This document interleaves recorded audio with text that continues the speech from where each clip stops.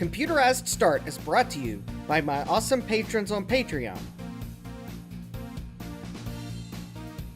and by your tips and memberships on Ko-fi. These and other channel supporters make my live streams possible. You too can become a channel supporter with tiers starting at just $1. And as always, thank you for all your support, including sharing, chatting, liking, and subscribing. Now roll that famous logo animation.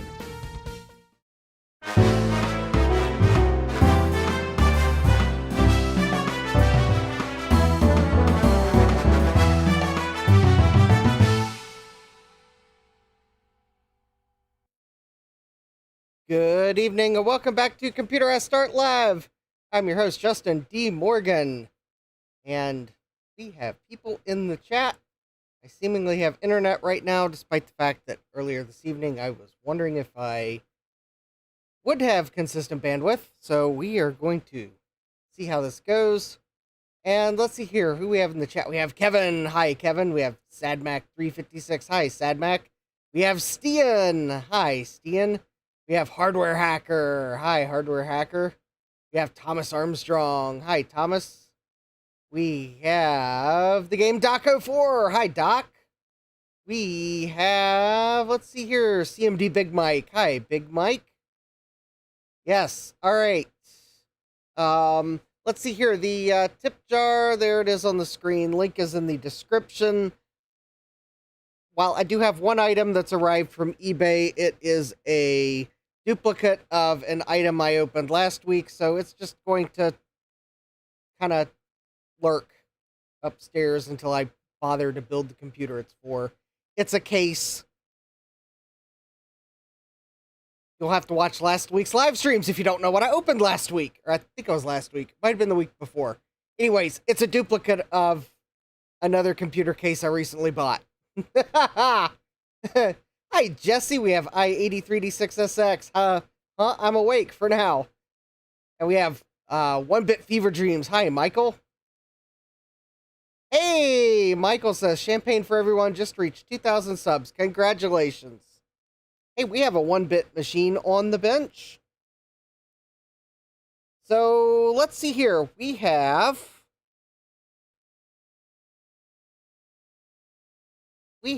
the Macintosh SE here, or at least the important parts of it. So, last time we looked at this, we were looking at the Accelerator card because we are using it to possibly validate some things before we go to the MiniPerformer Plus on the Mac Plus. So last time we took the oscillator that MacFX had installed off and put a socket, and then I've got it reinstalled right now. We tried that. We tried a 25 megahertz oscillator amongst some I'd bought on eBay recently. However, did not have my Mauser order, so I was not able to try other values. Well, good news. The Mauser order arrived Friday because apparently Friday was not a UPS holiday. So, we have extra values of oscillators. Let's see here. I've got the packing slip here. So, we should have 32 megahertz, 20 megahertz, 40 megahertz, and 16 megahertz. All right, we've got that. So, we're going to try various values. I'm going to see if there's like an optimal value or if we can go as fast as possible and you still see some returns. We may have to swap out the math coprocessor for one that is marked at 40 megahertz, because... Oh. Hold on, or is that a 40 megahertz? No, because that's a 25 that MacFX put on the board. And then once we figure this out, then we will go about pulling a logic board out of a Mac Plus, installing the MiniPerformer JCM Edition, and we are going to give it the same oscillator value as we found optimal for the SE update. And yeah, we'll be good to go. To be fair, Jesse, I didn't actually look at their holiday calendar. I just assumed that because Saturday was the 4th of July that they would not be delivering Friday, but, well, we all know what assuming does, so maybe I should have looked at their holiday calendar. For all I know, they gave everyone Monday off, although I sure thought I saw UPS trucks Monday. But I could be wrong. Thomas says, many of those FPU will go way faster, yes. The harder hacker says, don't up the megahertz too much or it will megahertz the machine. Ba-dump. Thomas says, asking, will changing an oscillator in an electric car go faster? The joke's appreciated, hardware hacker. Thank you. All right, so what we are going to do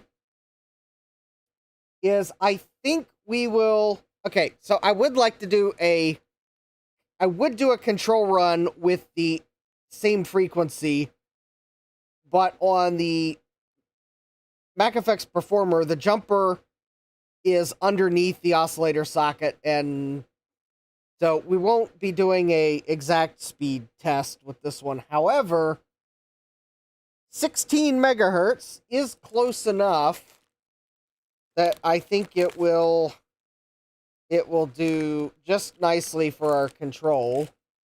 I think technically for speed parity, we would need like 15.8. Because I was actually going to buy some oscillators that were double the speed that this CPU should be running at, but I don't know. I did not. The tip jar was running low. So I just stuck to the main values. Alright, so I believe, if anyone's wondering, for all these oscillators that I bought from Mouser, if anyone's curious,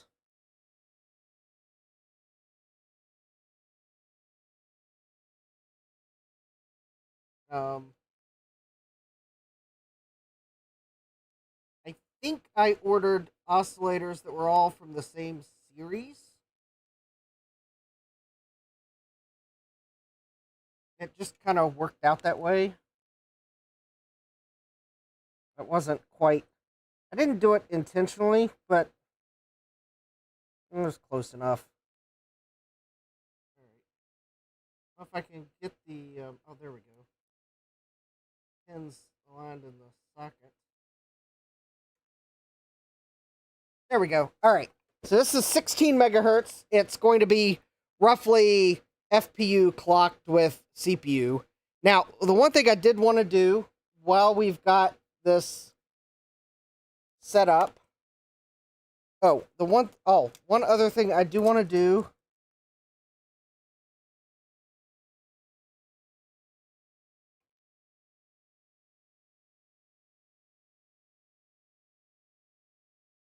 If I can read the polarity mark. I did want to put a battery in, if only so that the machine will remember CMOS settings between boots. Alright, so I'm fairly sure...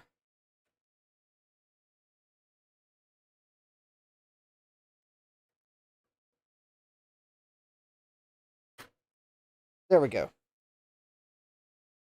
That should work.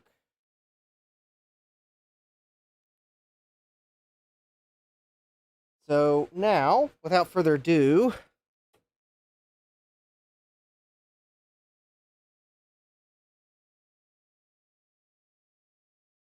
it would probably also help if I didn't have motherboards or logic boards stacked on top of the keyboard. All right. So for this first test, so what I'm going to do is because I want to see that we have some consistent results. And this is partially driven by the fact that I was doing some research on oscillator values, and it seemed like there were some people that weren't able to see a difference in performance on this Performer Accelerator, which is why I'm going to run the floating point benchmarks 3 times and record all the values to make sure we're getting consistent values. Because otherwise, I'm also going to record them as we run through the oscillators to make sure we don't seemingly have all of the same values that disguised themselves last time because we only ran the benchmarks once for each speed. That's why I'm going to run them 3 times for each speed. I know that takes longer, but I want to make sure that the reports of people saying that they tried and it didn't look like it was using it weren't unfortunately correct, because we didn't have enough data to tell us, wait a minute, there's no change. All right. I'm hoping that with the battery installed and it remembering the settings for the boot, that maybe it might boot faster. So let's first make sure that the Mac is set up correctly, and then we will run the first benchmark setup. So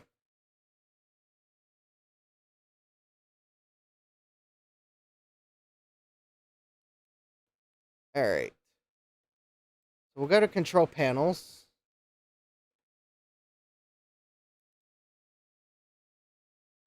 Now let's just make sure the Performer. So this is the extension. Oh, hold on.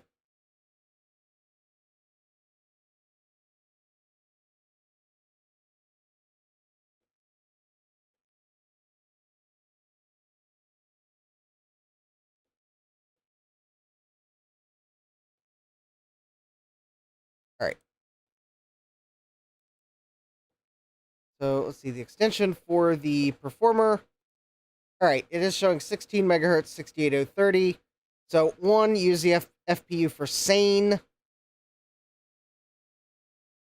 Sane is basically Apple's floating point emulation library. So basically what turning that on means that it'll patch the system so that instead of calling the floating point emulation routines, it will actually call the FPU. All right, one for instruction cache. The 68030 does have a very small instruction cache, and it also has a very small data cache, so those are on. And the startup animation is on because it's cool. I realize that also delays boot, but, well, whatever. It's a cool animation. It's really cool. Computers nowadays, just all they give you is a spinning wheel of windows loading. They lost peak coolness, apparently. All right. And I am also going to set a date. 7/7/26. I think this install has the... I think it's got the extension loaded that changes what date that is. 21. That's close enough. All right.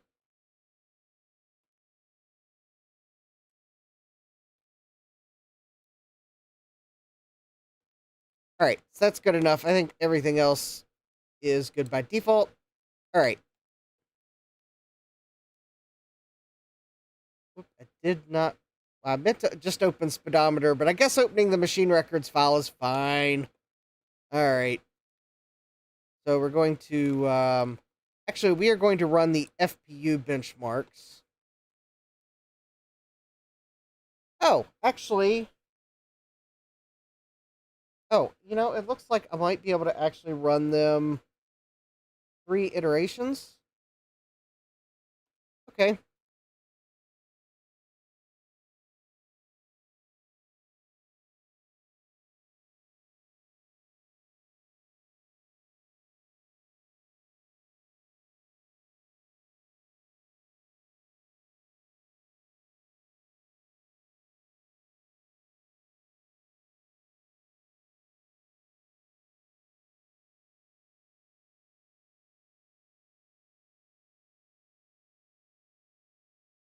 Okay, that is looking fairly consistent. So here's what I'm going to do, just to make sure we're getting consistent numbers, and also to save time. So I'm going to run the FPU benchmarks. I will run them for 3 iterations. And then I'm going to restart, and then I will run them another 3 iterations to make sure that our average, well, to make sure we're consistent. So this is, let me record them. So 16 megahertz run 1 is 566, 037, 6.950, and 2.767.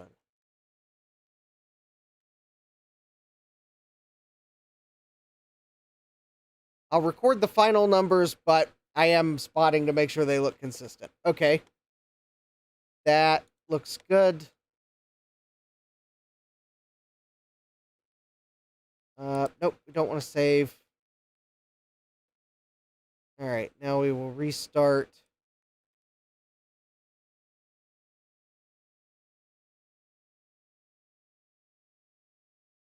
The caches on the CPU are small enough that I'm fairly sure restarting will dump any and all benchmark code out of the caches. It's like,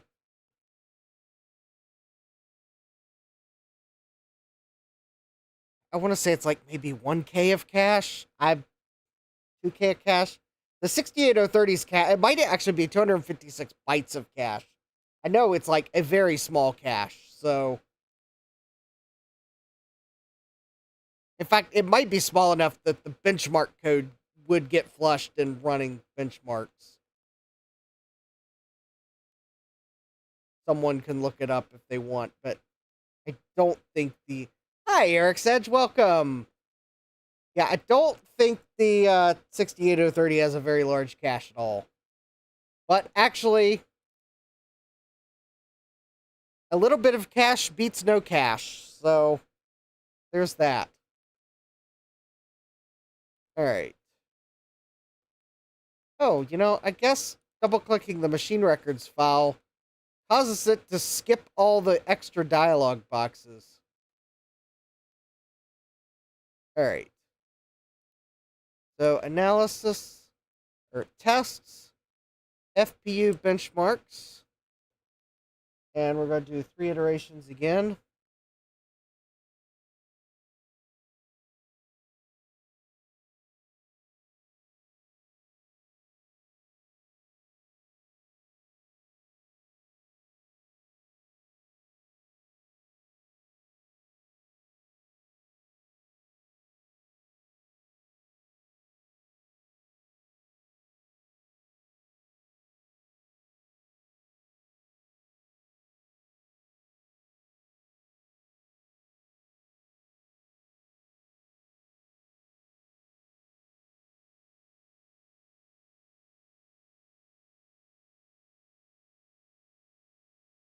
Okay. And, okay, so for 16 megahertz, run 2, we have 567.834, 7.017, and 2.767. Okay, those are in the ballpark. Now, there's one other thing I want to do, and that's to take the Zoe oscillator, or oscilloscope, if I can find the pin, and I want to just confirm the that the clock speed into the 68882 is 16 megahertz. And the reason I'm going to do that is because now with 16 megahertz, I am not necessarily going to say that we would necessarily note the problem right away if there was a discrepancy. Um,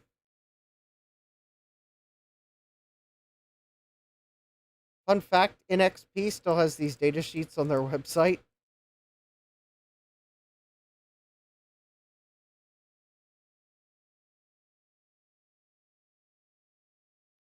And they're branded NXP Freescale Motorola. They got like all three brands on the front page.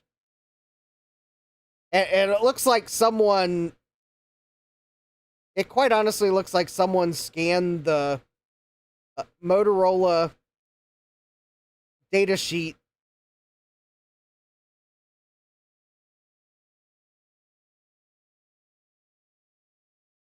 digitally put Freescale on it, and then digitally put NXP on it. All right, so the clock input to the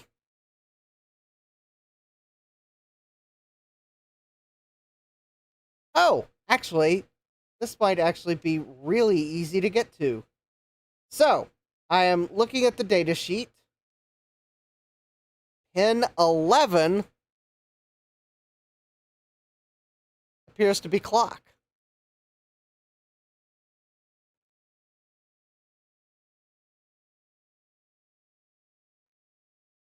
Pin 11 is the second pin on the, I guess so you see pin 1's in the middle of the, the middle of the bottom as it's showing it there. Clock is the second pin around the curve, which makes it really easy to find because I don't like, because the dot is kind of the way it's on the chip, it kind of makes it hard to tell which pin it actually goes to. But 2 pins over, right around the curve, that I think I can get the probe on. Hopefully no problem. I mean, we might crash the system doing it, but we're not running any FPU software, so as long as I don't accidentally, like, touch VCC and clock together, I think I can avoid that. We should be good. But I'm fairly sure the clock input, if I did accidentally bridge it, well, I mean, it should be 5-volt tolerant. So, alright, so I'm going to clip the ground onto the frame there.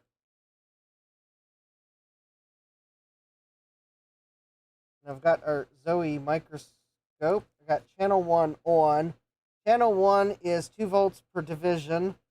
So if let's see, that should be pin right there. And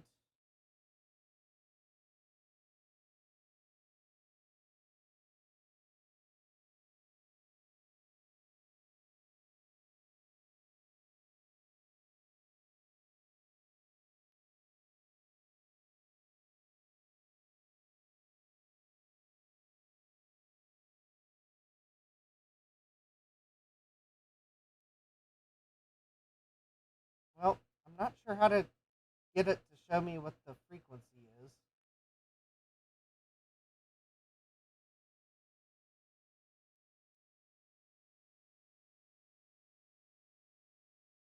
One bit says, one thing that always interests me is how resilient sound engines are versus accelerators. I'm fairly sure that this accelerator might, well, the built-in sound generator might be affected by this.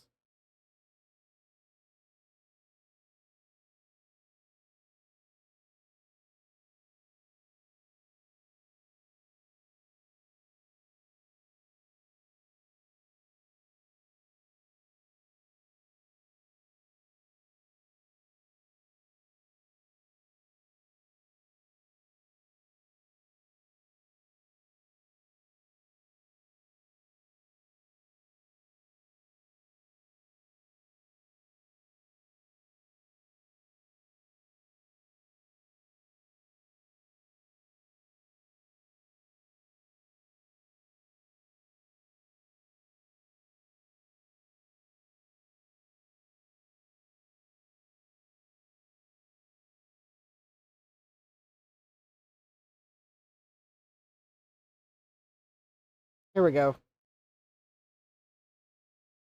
Okay, okay, I turned on frequency for channel 1.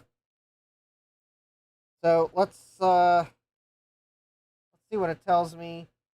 So pin 10.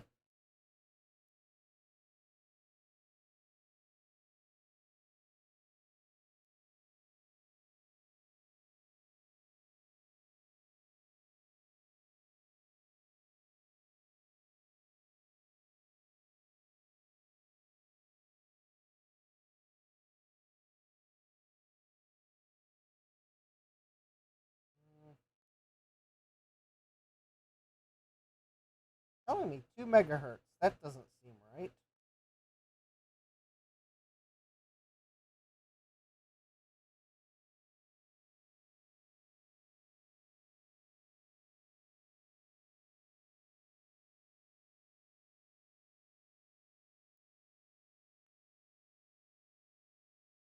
Hold on. My probe is on. Oh. I'm going to turn my probe on X1 mode. I think that might make it more accurate for this.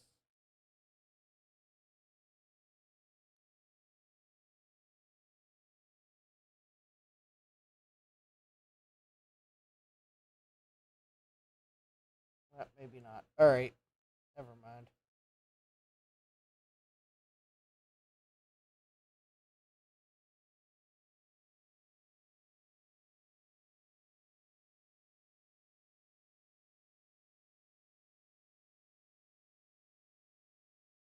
Oh, there we go. It's telling me, yeah, 16 megahertz. There we go. Okay. So, very good. Confirmed we have 16 megahertz. Alright, so let's, oh, and I didn't even crash the system trying to do that. Excellent. And if anyone's wondering,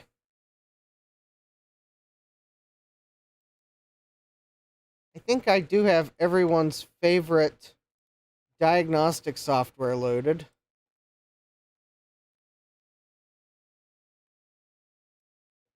The one that gets into your business whether or not you want it to. Snooper. The one that you don't want to run on an SE30 because, yeah, that's a... As I'll put it, it'd be like Indiana Jones picking the wrong Holy Grail. He would have chose poorly. Yeah, because CPU says it's a 44 megahertz CPU, which I know is a lie. Alright.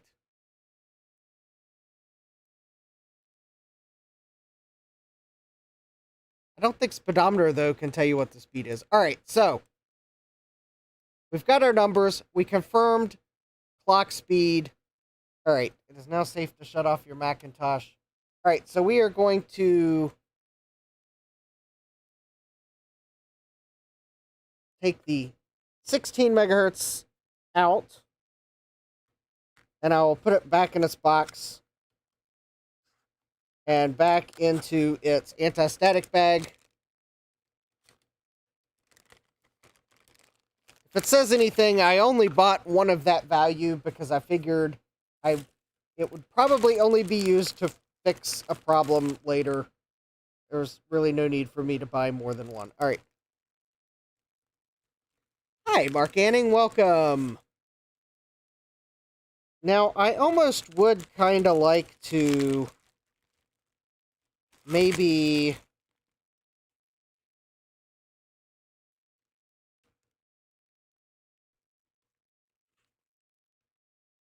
Alright, so I am going to do this kind of methodically.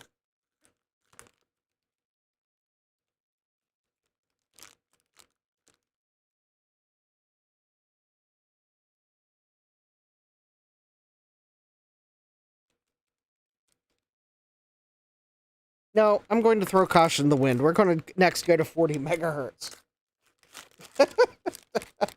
I'm just going to go all the way up to the top. And we're going to see what that does, because I'm curious.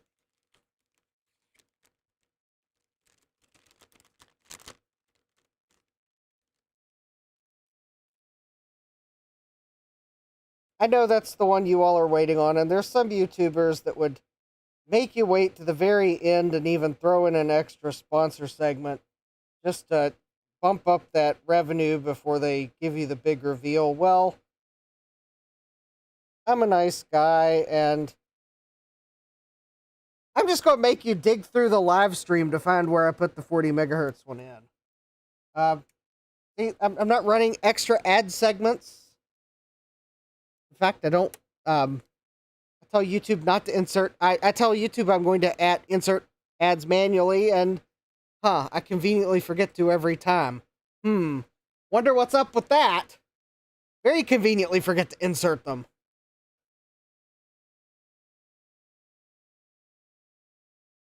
So, anyways, yeah, I'm just gonna make you watch the live stream to figure out where I did it. So, 40 megahertz FPU. The CPU is still going to be running at what 15.8.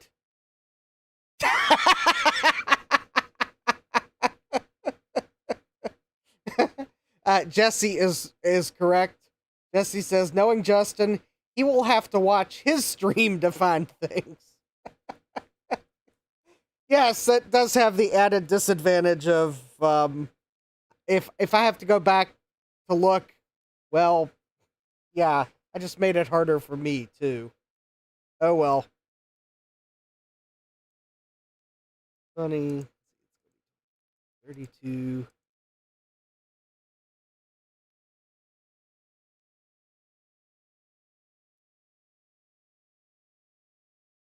Now, this FPU is rated at 25 megahertz, which quite honestly might be the same speed that the other one is.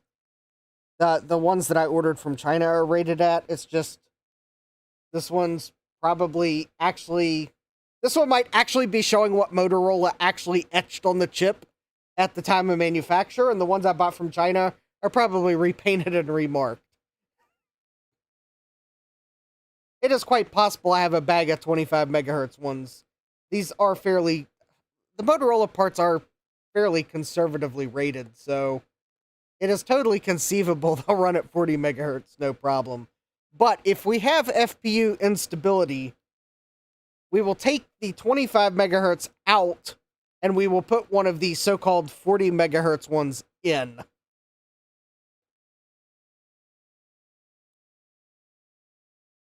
But somehow I'm kind of thinking that might not be that necessary. Also, if I was smart, I would check the FPU oscillator up front, but we'll leave that to the end. Oh. Oh, we crashed.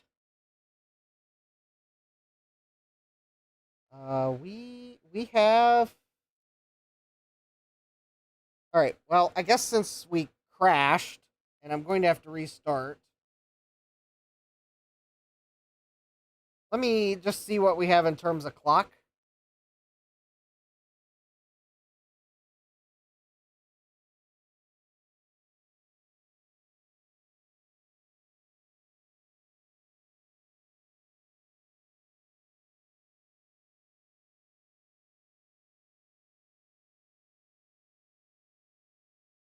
Well, the Zoe is telling me 20 megahertz, but something tells me at 40 megahertz might be beyond its ability to give me the frequency. So, all right, we are actually crashed.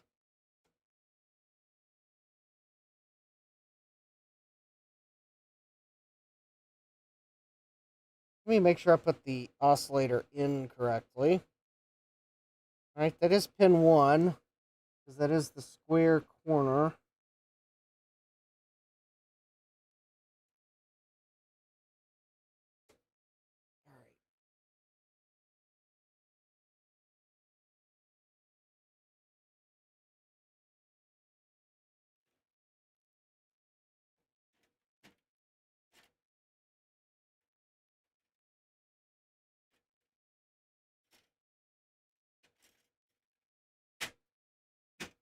Actually, I think what I'll actually do is, if this speed combo is unstable, we will back down to 32 megahertz and continue on back down the line, and then I'll swap out FPUs.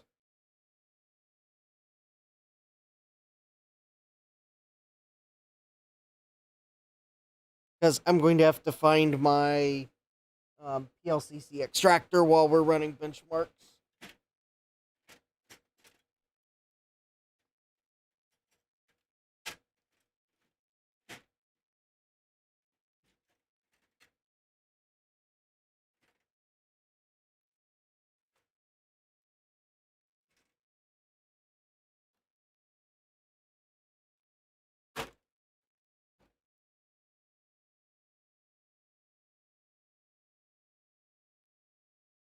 Okay, I know it looks like we've crashed here, but Apple script for some reason takes longer to load on a cold boot. There we go. See, Apple script loaded. We're good. There's our accelerator loading.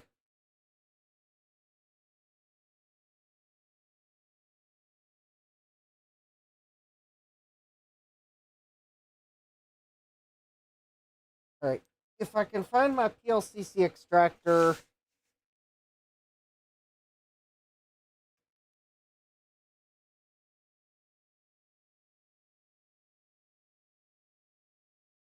or similar tool that I can hook under the chip.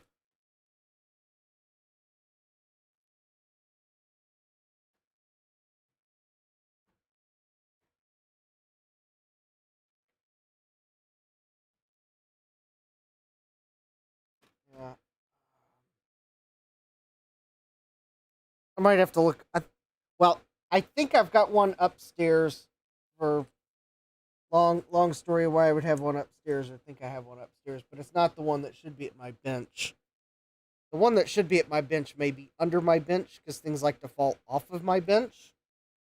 Might be behind my bench.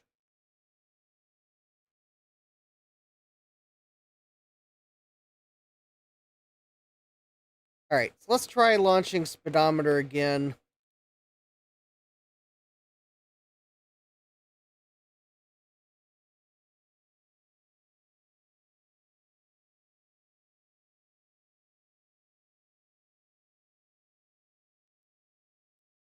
And wow,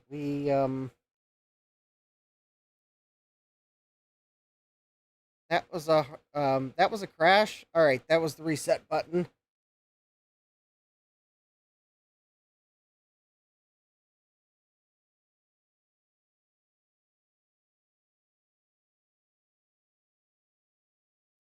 I'm gonna try extensions off.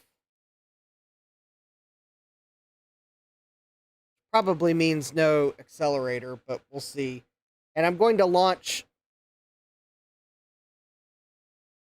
I'll launch speedometer with the application and not the um, machine records file, just in case the machine records file got corrupted.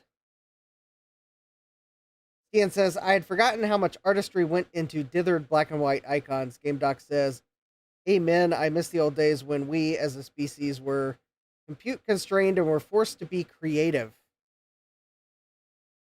Ah, speaking of creative, I was watching Action Retro's latest video, and I am totally going to have to download and check out his new writing tool. What did he call it? The artistic typist or something? Um, focus typist. What did he call it? I forget. Basically, a markdown editor for Mac Plus and above, and it's got a non-distracting interface.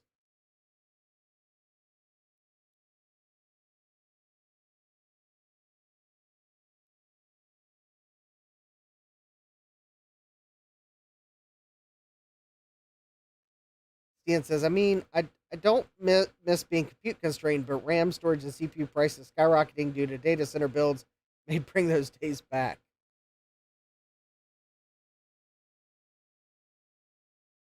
Socket Wrench. Hi, Socket Wrench. Says, if he only didn't vibe code it.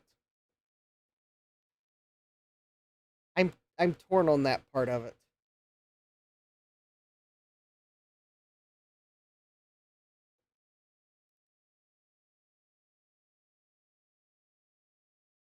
SadMax says, non-distracting interface, quote, and my brain takes that as a challenge.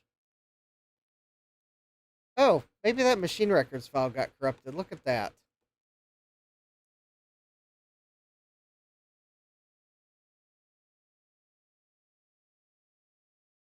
Okay, that's wild. I didn't load the extension, and it sees the CPU as a 68020.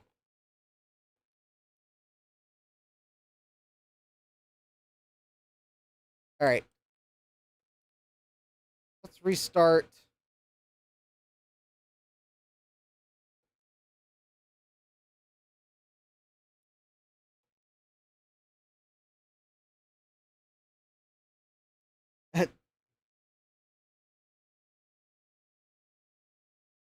Stian says to Sadmac, ADHD, ADHD, ADHD, ADHD. I speak from experience. Sadmac says, exactly, yeah. I guess I should have clarified the software running on the Mac itself is distraction free. I can't vouch for the rest of your environment. If you take your Mac Plus to a coffee shop where all your friends are also at the same time, that's probably not a distraction free environment.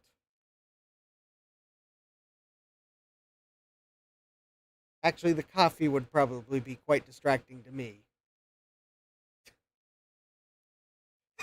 Stian says to me, says, I can find a distraction and teach text. Yeah. Jesse says ADHD. Oh, AUDHD, 0 out of 10, don't recommend. Yeah. Yes. I should have clarified that it's the writing.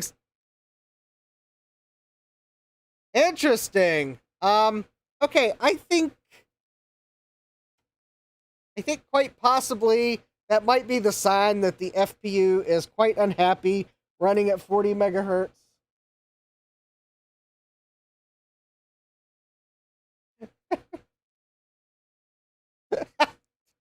Stian says to Jesse, you should upgrade from AUDHD to AUXHD. Oh.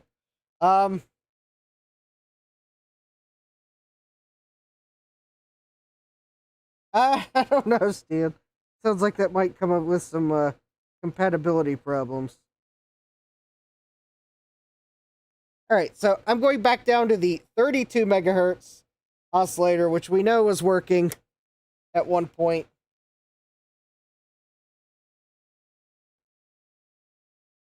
Hopefully this isn't the sign that my SD card has become corrupted for some reason. And now I totally jinxed it. Sorry, everyone. I may be going upstairs anyways to find another SD card. Okay, while we...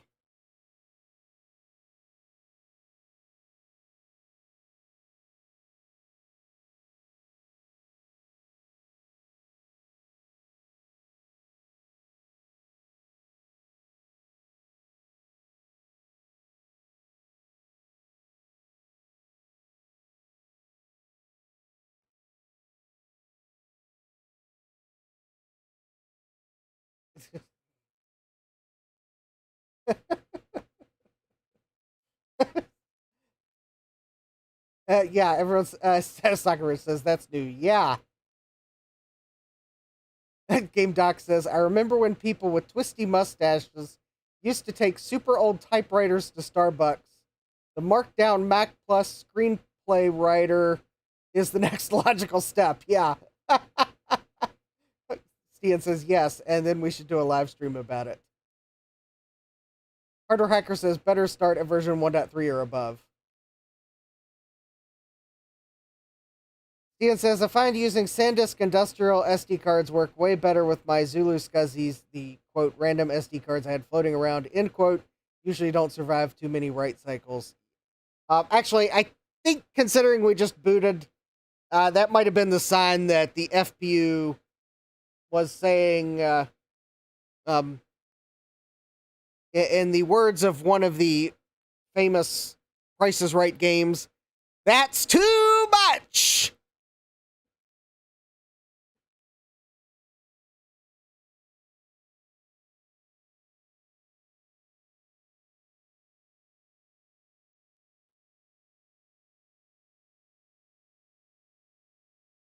All right, so let's see here. Machine records file. We'll start that way. And all right, I think we had a it does look like that might have been the oscillator speed being too fast, because it does look like,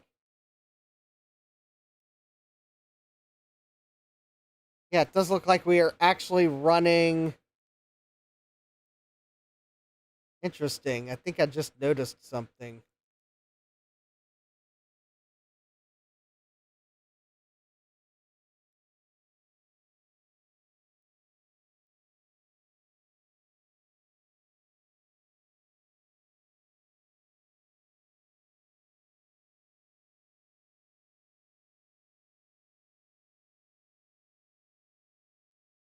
Stian says, today's random discovery. SideQuest drives will return a different drive model number depending on which size cartridge you insert. And yes, change cartridges and it changes on the fly. Harder Hacker says, I actually want to try to run AUX on a couple of machines. Okay, so at 32 megahertz on the FPU,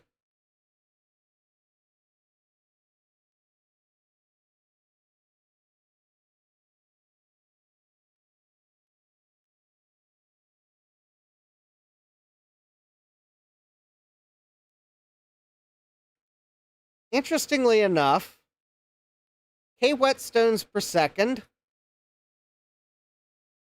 went from about 567-ish to 612 on first pass. Matrix multiplication is actually slower, and fast Fourier is slower.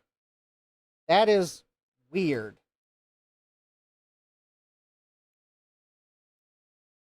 Despite the fact the FPU should be running at twice the clock speed.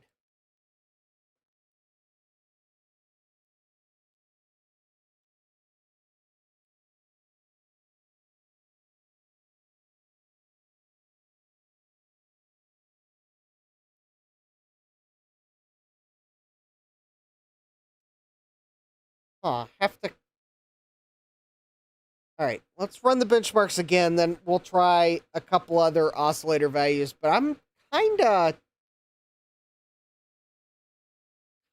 wondering if maybe the oscillator isn't. I tried measuring 32 megahertz with the Zoe, and I think it's outside its range of frequency measurement capability. Because it was telling me 4 megahertz, and I'm fairly sure we're not running at 4 megahertz on the FPU.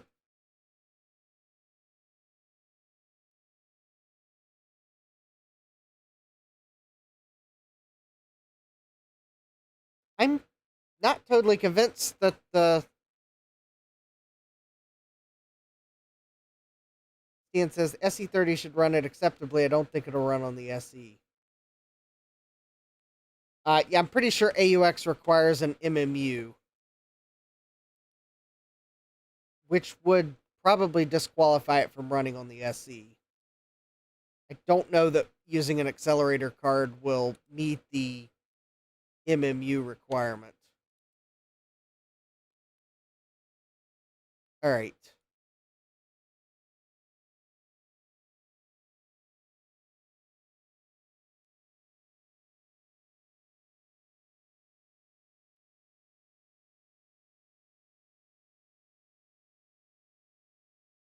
Okay, Whetstones is performing faster. Not by much.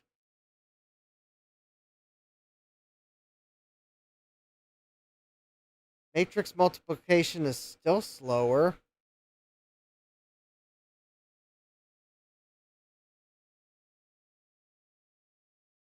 Cian says, you are correct. It may theoretically be possible to make it work using an accelerator card with the 68551 on board, but that sounds like an exercise in exorcism. Hardware Hacker says, could still be educational. Will it run on a series, maybe? I'm not denying the fact that it might not be interesting. There are certainly enough people that have asked, will using an accelerator make it run, that I have a feeling the series would probably do fairly well. In fact, I'm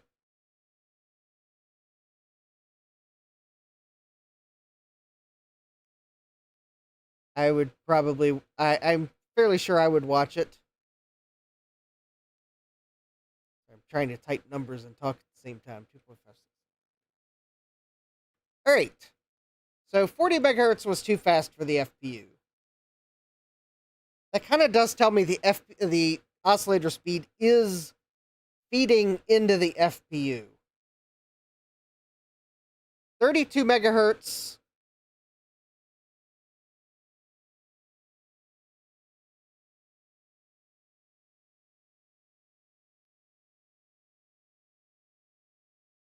Mixed bag. It says, what I also established is that AUX does not like my PowerPC upgrade card. This did not come as a surprise. All right. I am not totally convinced, given what I've read about this accelerator and people trying different oscillator values and what I am seeing here. I'm not totally convinced that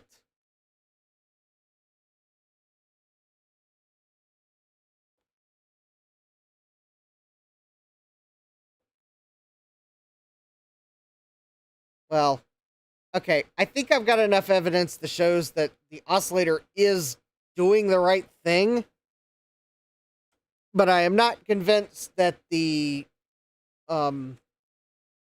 I am not convinced that running the FPU in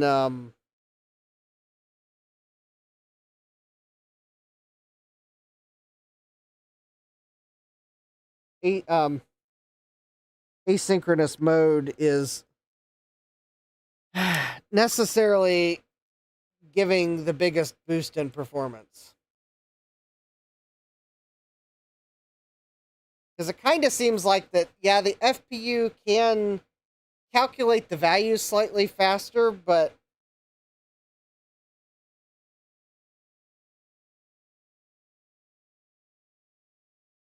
it seems like, at least for some of the math that it can accelerate, that the time spent transferring data between the CPU and the FPU might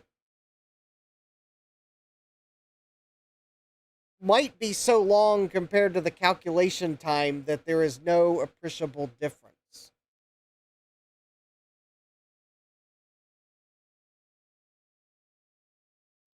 So I'm not saying that this isn't working, because I think putting the 40 megahertz oscillator in did demonstrate that made something unhappy, which tells me that something saw 40 megahertz, but I am so far have not seen a massive boost in performance. In fact, if the numbers keep tracking the way they are, I would almost be tempted to not to just run the FPU at the speed of the CPU, at least on this accelerator card.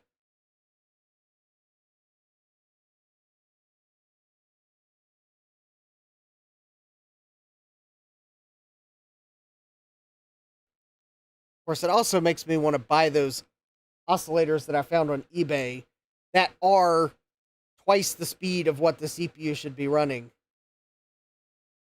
Oh, we have Joe of Joe's Computer Museum. Hi, Joe. Joe's asking, is it working? Been busy doing non-fun stuff tonight. Well, so I am trying to do some baseline testing with the Mac Effects Performer PLCL SE. And so far, yeah, Estienne puts it right. It's working-ish. Yeah, it's working-ish. That's a good way to put it.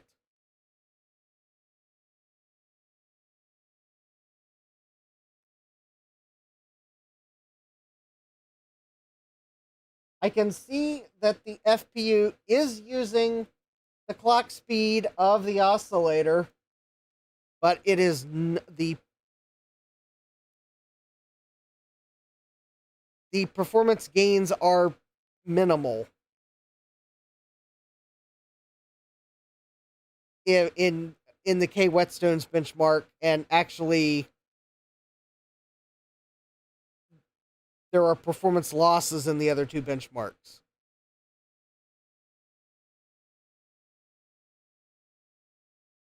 It actually, the FPU seemingly worked best when I used a 16 megahertz oscillator, which is basically, which is about the clock speed of the processor, for at least the second and third tests that are shown on screen.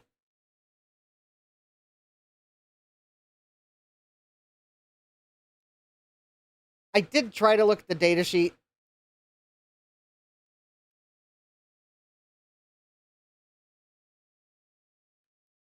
To see if Motorola had recommendations on running the FPU asymmetrically, but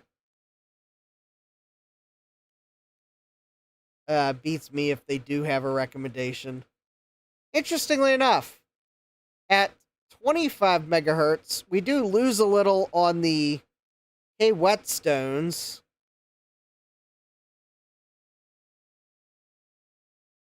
But the matrix multiplication of fast Fourier is actually benchmarks better than the 32 megahertz set. So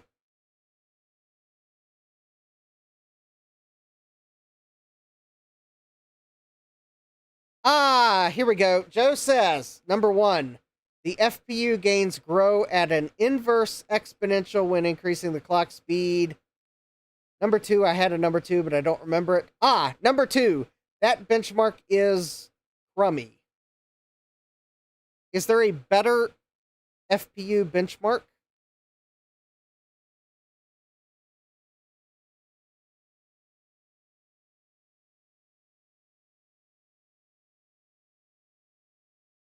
Oh, Joe says no better benchmark. Lol. Yeah. Inverse exponential.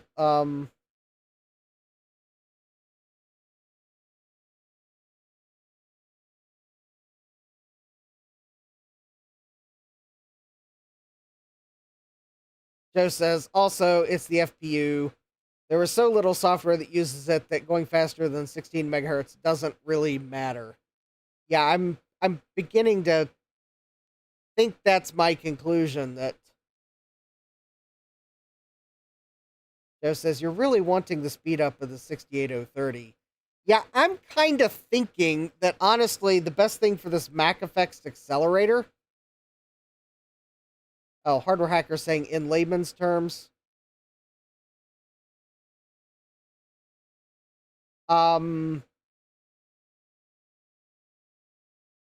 Basically, in layman's terms, I think the performance gains are um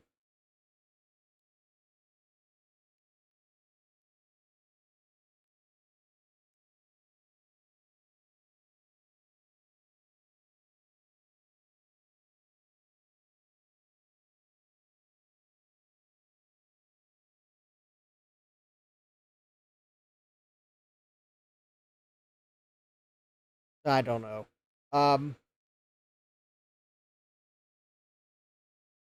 crummy. I think what it comes down to is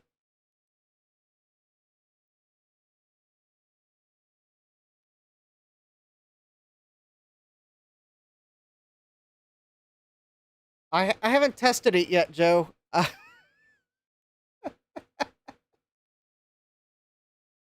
I was using this one as a benchmark because it's a little easier to use Mac SEs than Mac Pluses.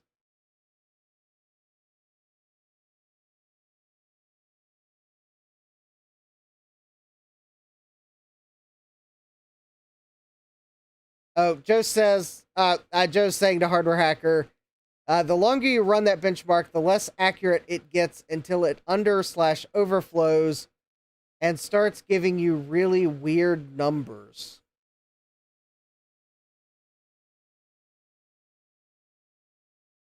Ah.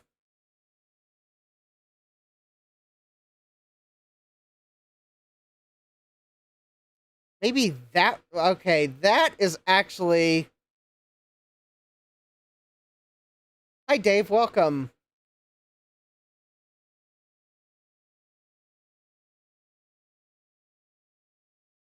Just says, seriously, you can run that benchmark in a loop, and you can see the number get smaller and smaller on every run until it starts doing weird things.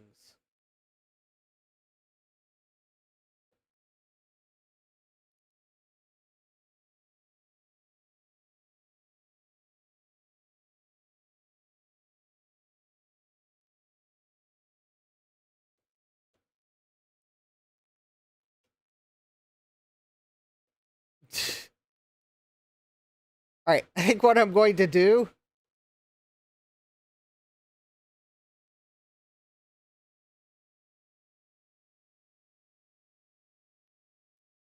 All right, let's watch this thing get smaller and smaller.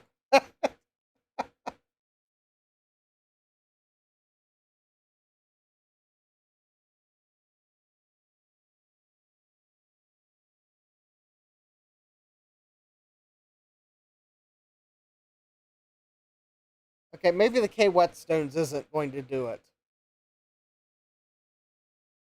Maybe 25 iterations isn't enough. Joe says, ooh, it's behaving itself now, making a liar out of me.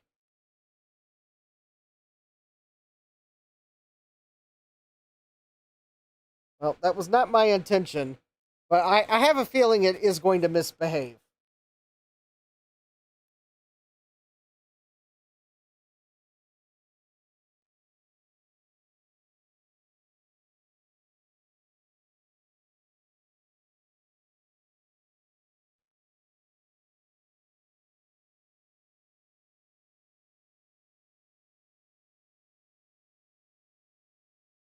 Point 433, 6.4,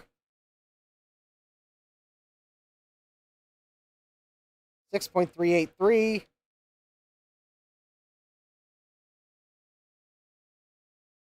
6.367.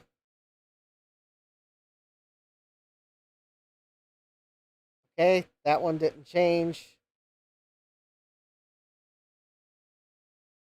Okay, that one didn't change. 6.350.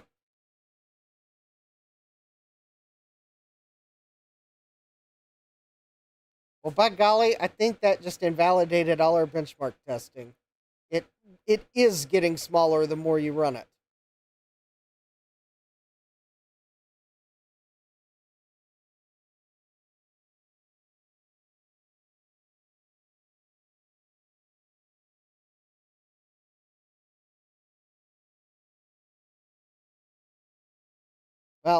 Well, it was getting smaller.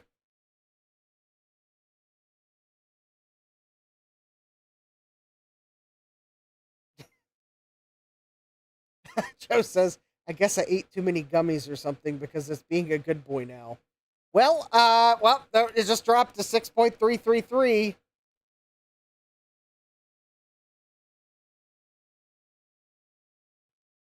it is actually decreasing.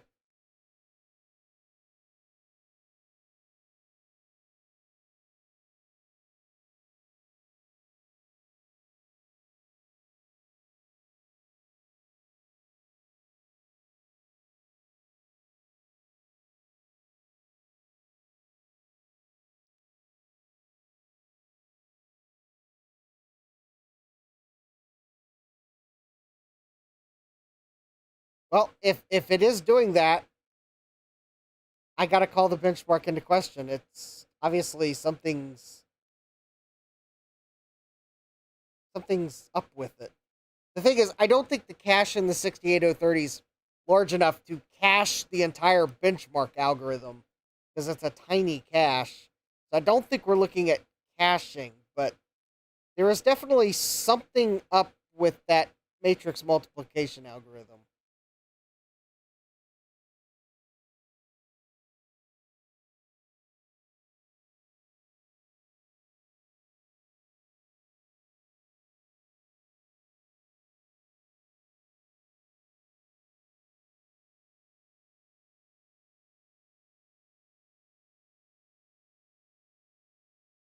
Just as I used to run speedometer as a kind of burn-in test after fixing boards, I'd run it in a loop of 9999 or something overnight. When I came back in the morning, tests would have scores of like 2.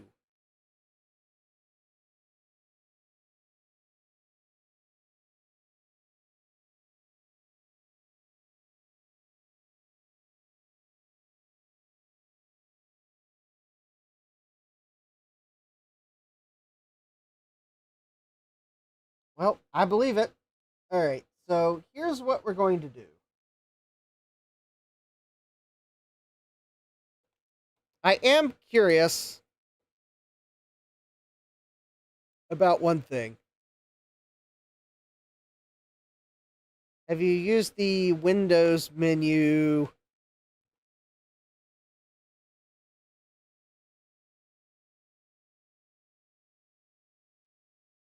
Oh, Joe says, never mind, I see it on screen now. Yes, it does see them. So,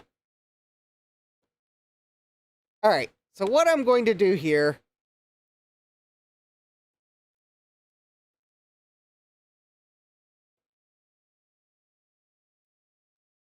because while I may not usually torture hardware, I am curious.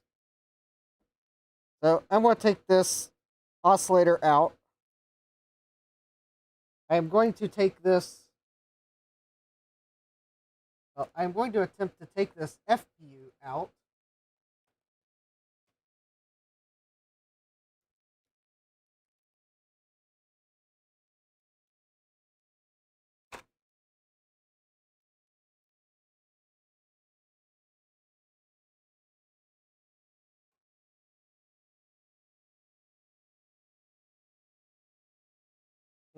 Maybe not with my.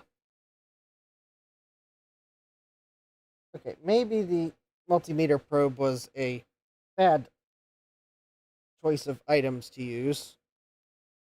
All right.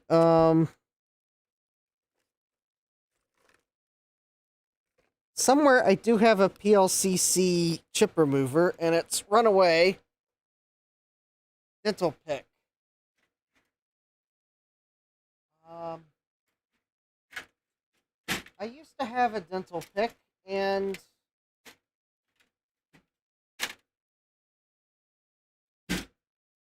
I think I broke it removing a chip or something like that.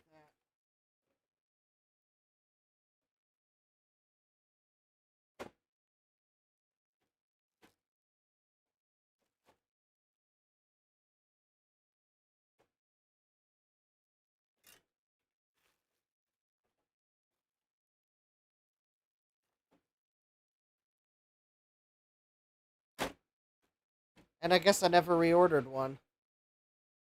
Yeah, just this, or use the PLCC remover. Yeah, I gotta find the PLCC remover. I think it's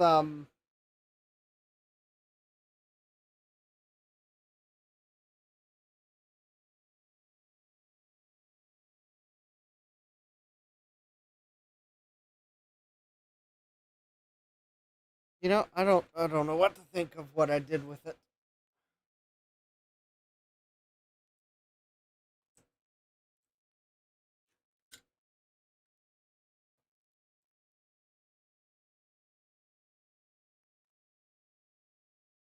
It's not in my tool chest drawer.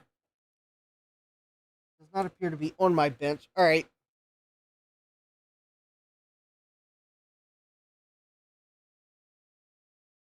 Oh, Joe says he's got picks for automotive use because his PLCC remover likes to chip the corner of chips.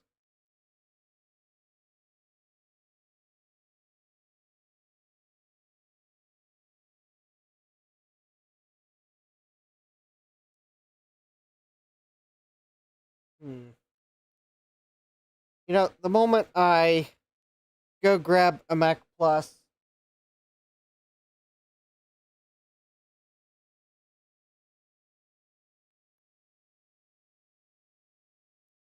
I just realized I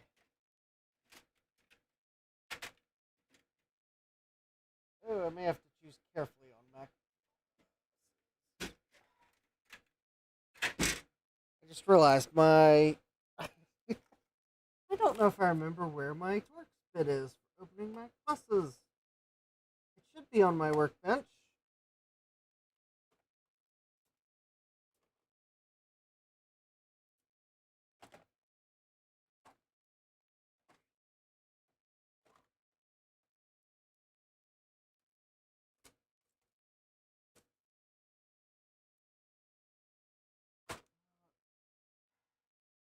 All right, let me ahoy Mega, welcome.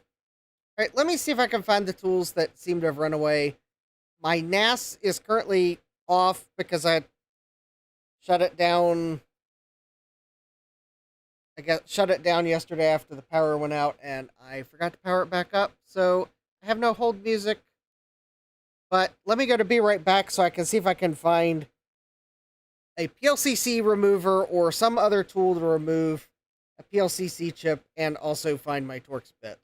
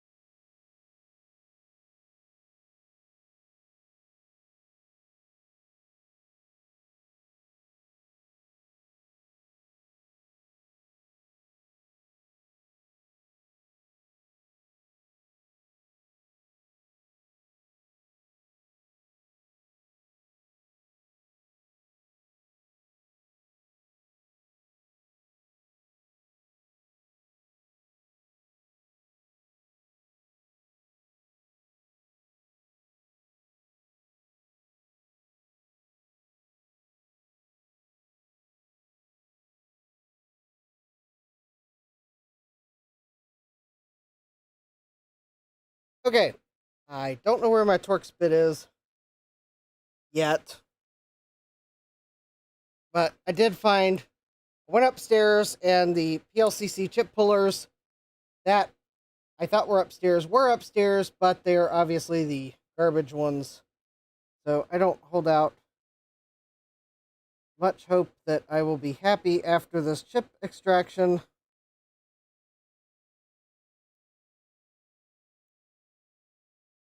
I should probably remove it from the SE board. Alright, Dave says my vintage challenge is upcoming cataract surgery Thursday, so there will not be a Sunday stream this coming Sunday. Ian says mine are SideQuest data recovery and a no chime Power Mac 9600. Mine is finding tools to work on them and time.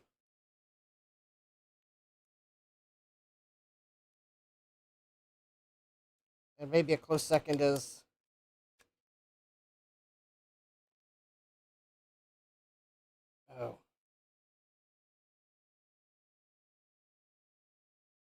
not finding suitable potential regrets on eBay. Or Wheel of Regrets.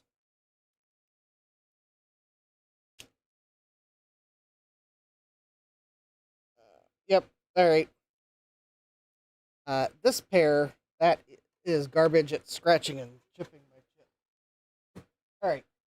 Those PLCC extractors have been put where they belong. The garbage can. Alright.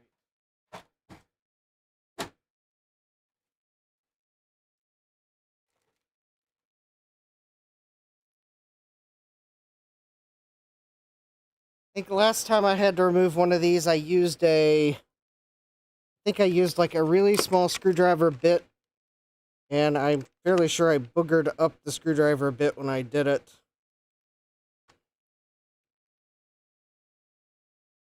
Slippy says, I have never had an issue with one of those. Well, that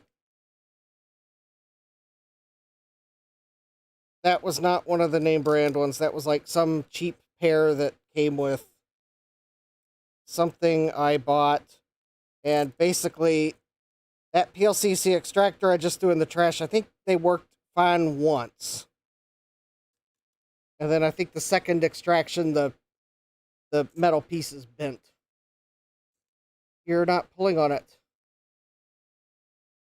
I have to pull on it. That extractor won't extract the chip unless you pull on the chip.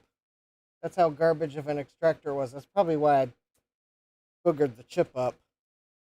Okay, and hi Sloopy, welcome. I mean, that was a garbage set of PLCC extractors. I know, Sloopy, that you don't pull on them, but that set of PLCC extractors was so garbage, it only correctly removed a chip once. Yeah, that set, you squeeze on it, and the first time it worked, the second time and thereafter, it bottoms out before it removes the chip.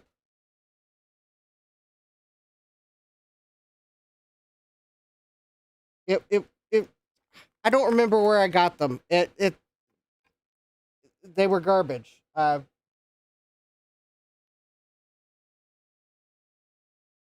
don't know where they came from. They worked once.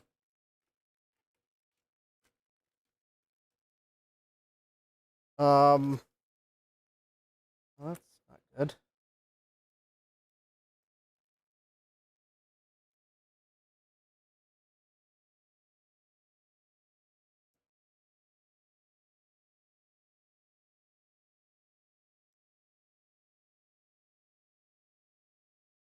I just realized my RGB to HDMI isn't working. I mean, really, I have another set somewhere that works, but I've misplaced it. And now I misplaced the 40 megahertz oscillators. Arg.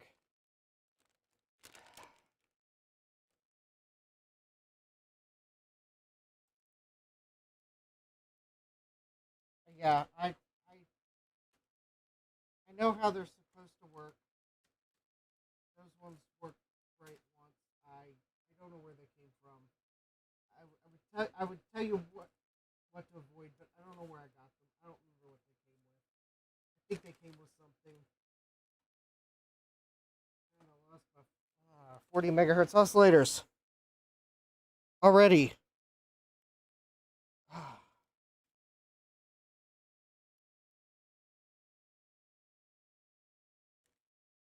Oh, please, while I try to find the piece of foam that has the oscillators on it, because apparently, in trying to find the PLCC extractors on my bench, I managed to cause the piece of foam with those two oscillators to fall under something, and now I don't see where they went. Oh, there they are. All right, found them. Crisis averted. Still don't know where my using a plain talk microphone today.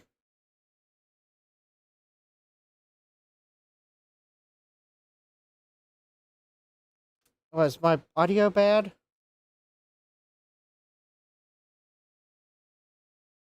All right, so there's the 40 megahertz oscillator. And here is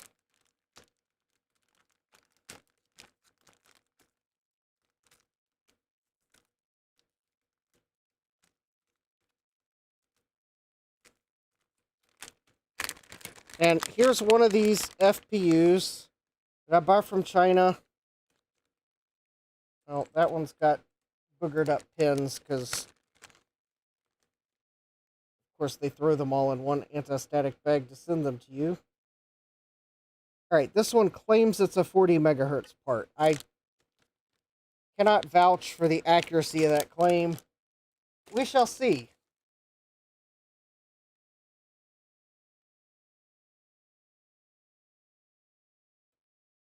There we go. All right.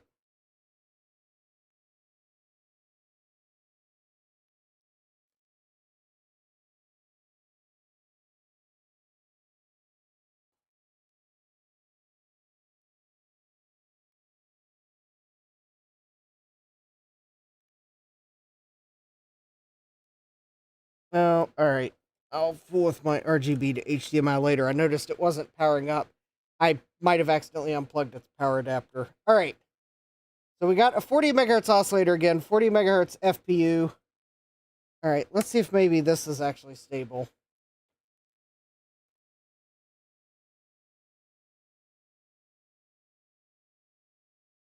Because if this is stable, I'm going to, this is the configuration I'll use for the MiniPerformer, 40 megahertz and 40 megahertz. And now, while we wait for things to boot, I'm going to see if I can find my hex bit, or my Torx bit, because I have a Mac Plus I want to install this upgrade in, but I'll have to be able to remove the screws to install it because I screwed the case closed when I took it to VCF East and haven't had to do anything to that Mac since. So yeah, I need to open the case, but I don't see where I put my Torx bit. Normally I keep my Torx bit on my bench. I've got a spot for it, and it's not there, which has me wondering.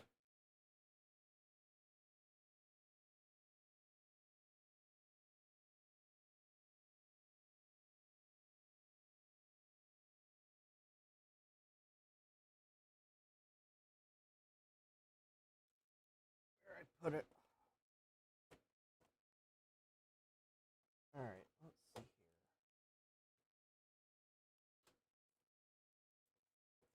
Oh, I think I found the Torx bit. All right, so far we haven't managed to crash the system.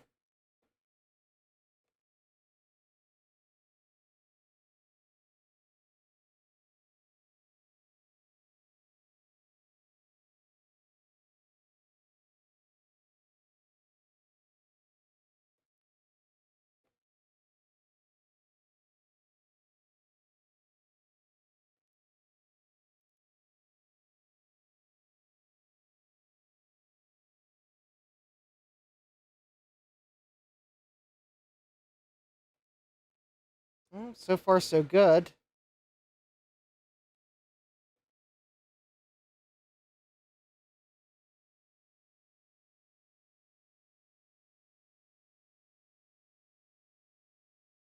All right, we'll put this in a loop to make sure it's stable.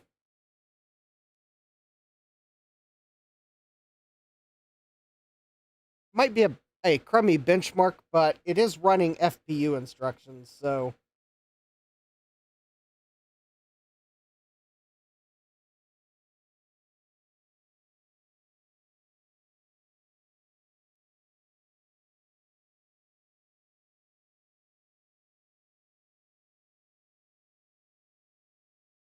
huh. Those numbers are getting smaller.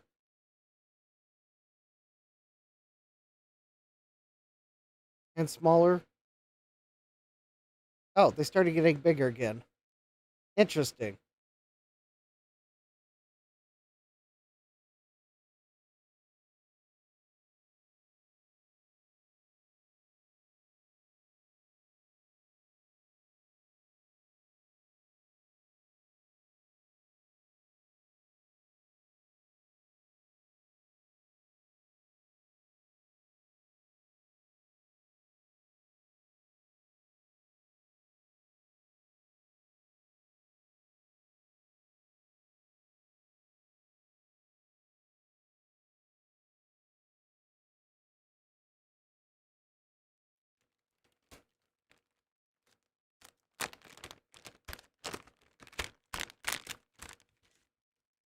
Well, while we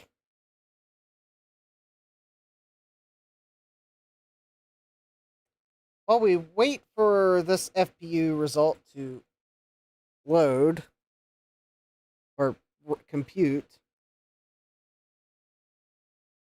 I think I'll go ahead and take the MiniPerformer and put the other 40 megahertz crystal in it, oscillator in it, and we will attempt to run it at 40 megahertz. There we go.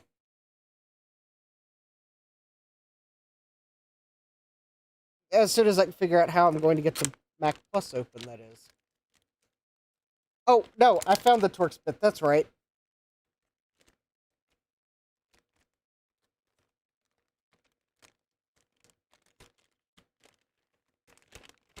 Please wait. Please wait while my brain forgets what it found a few minutes ago.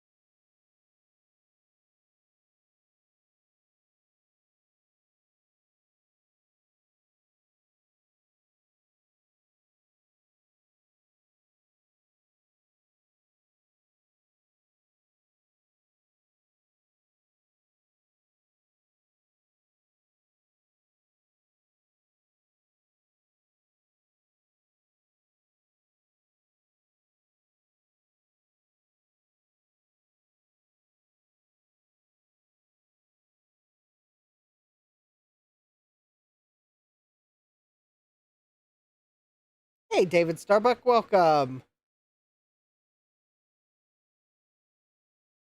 Well, it looks like this runs at 25 megahertz, so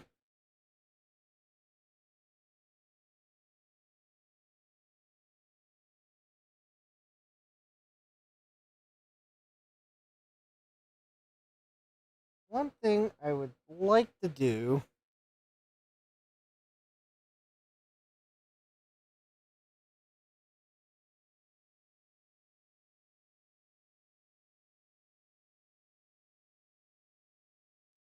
All right, so I think we've proven that this benchmark's kind of crummy, so I'm throwing out all the results that we gained. But with one of these FPUs I bought from China marked 40 megahertz, they do seem to be stable at 40 megahertz, at least sample size of 1. So, all right, at least for the SE accelerator,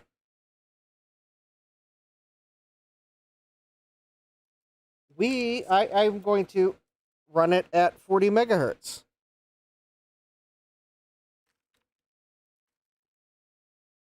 Because why not? So all very small number of softwares that I might run on it that actually use the FPU can run at ludicrous speed.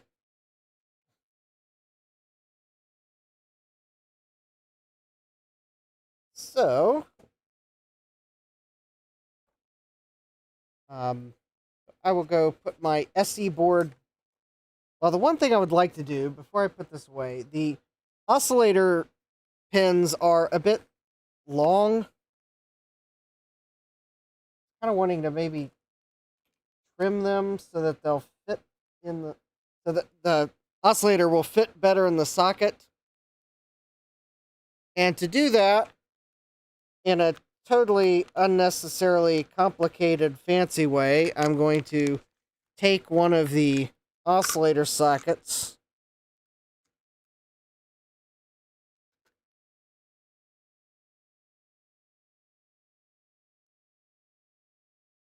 and use the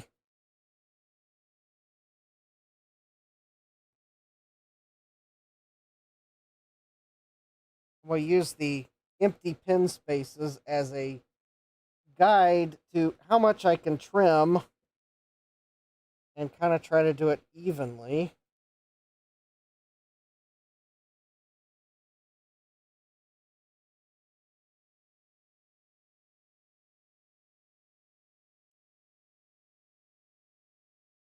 That way, oscillator can will fit better.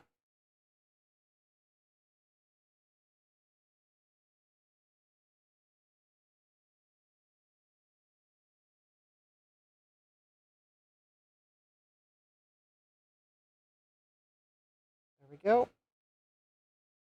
Now, put it back in the socket. There we go. Now it fits nice and flush.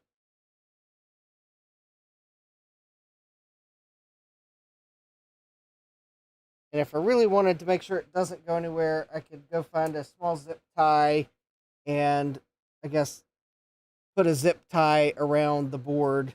Just, in fact, actually, maybe I should do that. Well, I'm not putting this back together, so I won't do that now. But yeah, before I put this back in the SE, I will probably, I'll get a zip tie and I'll just put it around the board here just to keep the oscillator in the socket.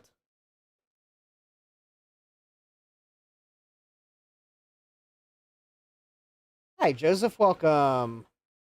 Joseph is enjoying a cigar while watching my show. All right. Well, let me go grab the Mac Plus, which we will have to slightly disassemble before we can install the accelerator.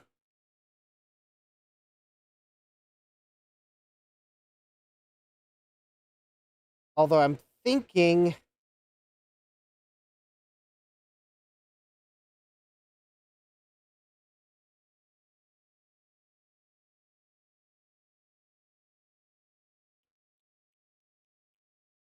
see here. Oh, that's right. I was about to say I need to update the SD card on the Blue SCSI, install the drivers before we install the accelerator, but we're going to take the logic board out of the Plus and use the Mac Pico Vid, for which I have the Mac Plus adapter. And that way, I don't have to well, I can just do it and not have to worry about the CRT being charged. There we go. Just plug the adapter in. And now I can plug the Mac Plus video cable in, and we'll get VGA out and power it. So how nifty. So there we go. That's the SE. We've proven the 40 megahertz oscillator works pretty good. Or I guess it does. And yeah, the VGA. So let me go grab the Mac Plus and go put this SE board back over on the shelf, where maybe someday I'll put the SE back together someday soon.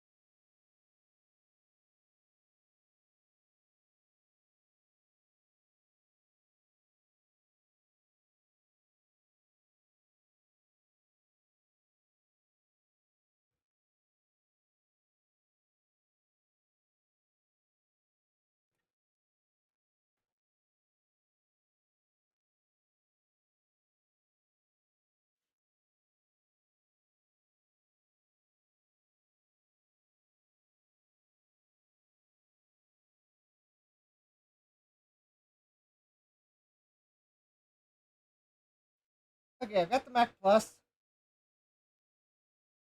Trying to unplug the keyboard from it. There's our blue SCSI. There we go. All right. That's the blue SCSI for the Mac Plus. Here's the Mac Plus. I really do need to find something to set it on.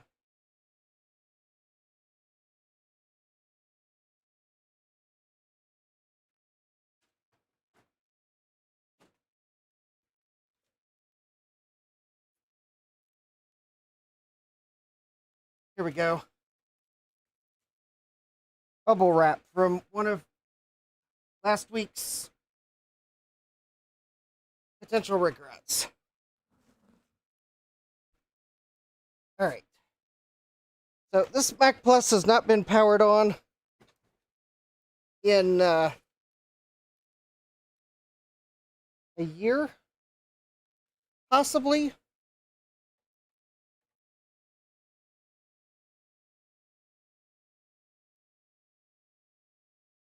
Also, if anyone is wondering about the Mac PowerPC Upgrade,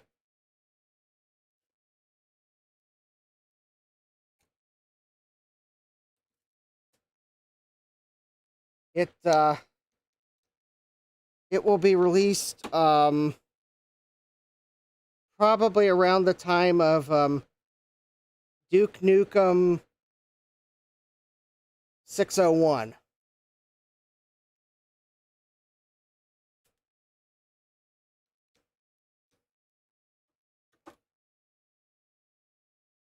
Yes, Soccer Wrench says, love that snarky PowerPC sticker. Dave put that on there for me. Dave restored this case.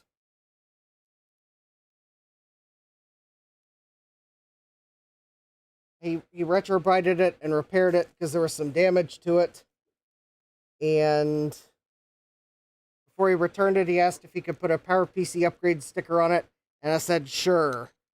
So I can't give it a PowerPC Upgrade, but I can give it a 68030 upgrade. Actually, you know, I take that back. I think maybe I have been in here since VCF East last year when I had this on exhibit, because I believe, yeah, those two screws aren't installed.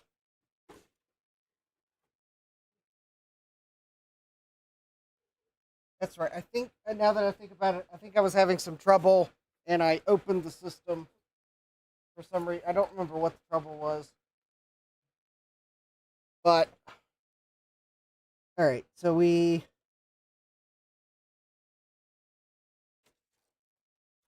So all I want to do is swipe the logic board.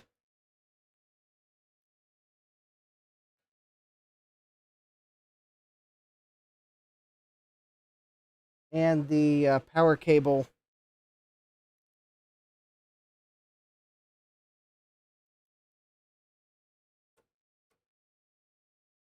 Let me unplug the floppy drive cable. I've unplugged the power cable. And let's see here. I should be able to pull this out. There's a speaker cable.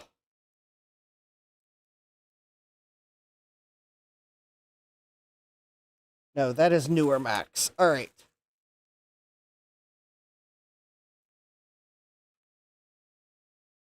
All right, there we go. There's our Mac Plus logic board. Now, let me swipe the power cable.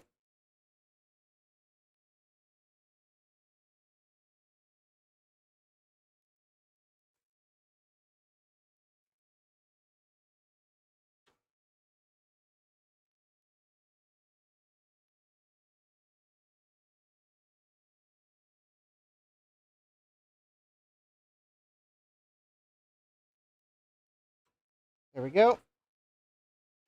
Done. And that should be all we need. So this power supply, I'm looking at it. I do not believe I've recapped it, because it does look like it might have the original caps. I have removed the refus from it. Looking at it, it does appear as if all the caps are still in good shape, but quite honestly, I probably have reflowed. Oh, I know I have reflowed major sockets. Anyways, at some point, I've got some mods to do for this Mac Plus to make it easier to use for streaming. So I probably will recap the analog board when I do those mods, because I have to pull the analog board to do the mods. Basically, I'm gonna put a video out. Basically, where the battery socket goes now, I'm going to. Oh, sorry, I got bubble wrap caught up in my hair. There we go. So I'm going to replace the original battery holder on that analog board with a CR2032 holder and a video out, so that I'm leaning towards one that plug in my RGB to HDMI, because I'm not a huge fan of the noise that the A2 Vidya or I don't know. My scaler doesn't like the A2 Vidya's output. Maybe I'll phrase it that way. Maybe it may be nothing. It may not be the A2 Vidya's fault. It could be my scaler's fault. It probably is my scaler's fault. But I'm leaning towards using a one of the Ron's computer videos adapter, so I can use the RGB to HDMI and get a digital output. Joseph's serious question: how can a digital computer have an analog board?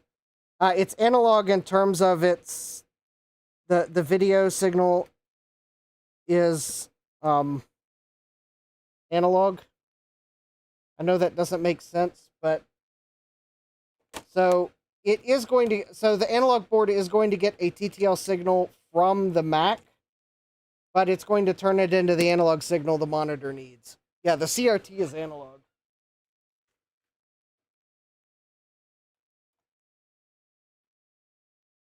So it's going to take the high voltage or the low voltage TTL video signal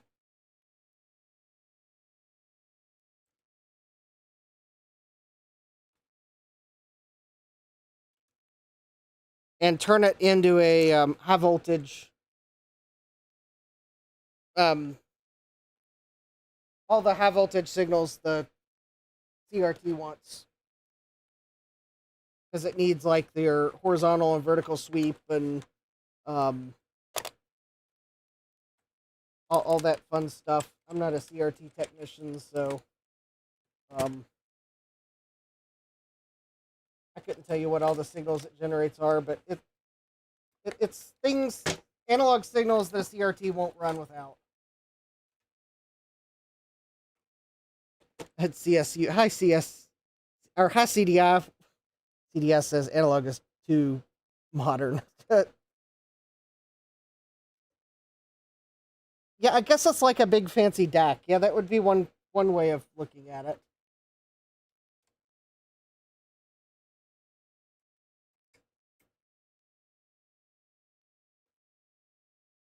All right, so the first thing we're going to do is we are going to try to find the floppy MU that is somewhere on my workbench. Actually, first let's just make sure the Mac Plus board works. How about that? Okay, first we're going to just make sure it works. CDS says, give me mechanical video. Hi, Mr. Tech Gadget, welcome. David Starbucks says, well, if you count using your fingers, that's technically digital.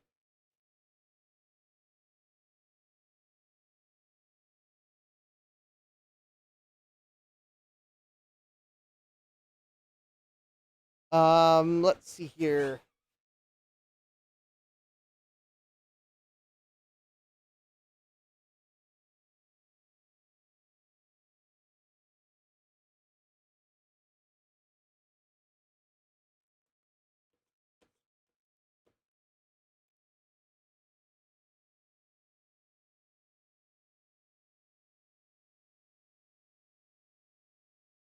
I cannot tell you what that big screen program is that just loaded. I think I'm running a it's a MacPack image from archive.org. So it's got some extensions loaded that I couldn't tell you the first thing about. So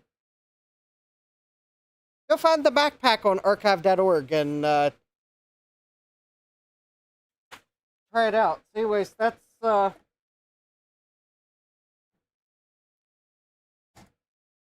it's what I loaded up on this Mac Plus so I could demo it at VCF East last year. Was the MacPack. It's the fastest way for me to put a bunch of Mac software on it. That theoretically should run on a Mac Plus, because I think that's what I think that was the target machine for it. All right.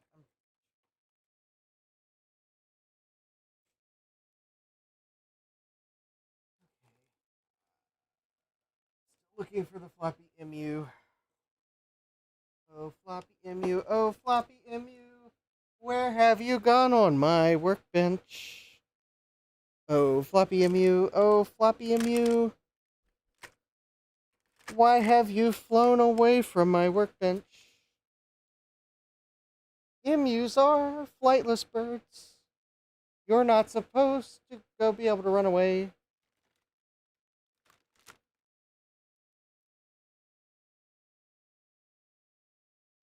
Oh, floppy MU. Oh, floppy MU. Now you have me singing like Steve.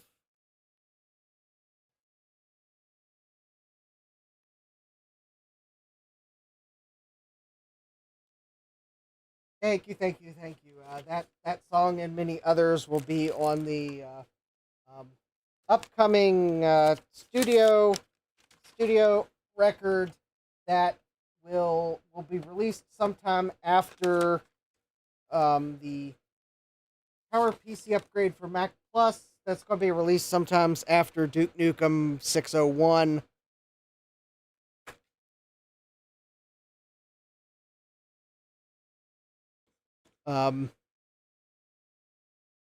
And I'm pretty sure that at that point, discs will be gone, digital downloads will be gone, and your computer will just probably think about getting the software, and it'll be like some instant download technology by then.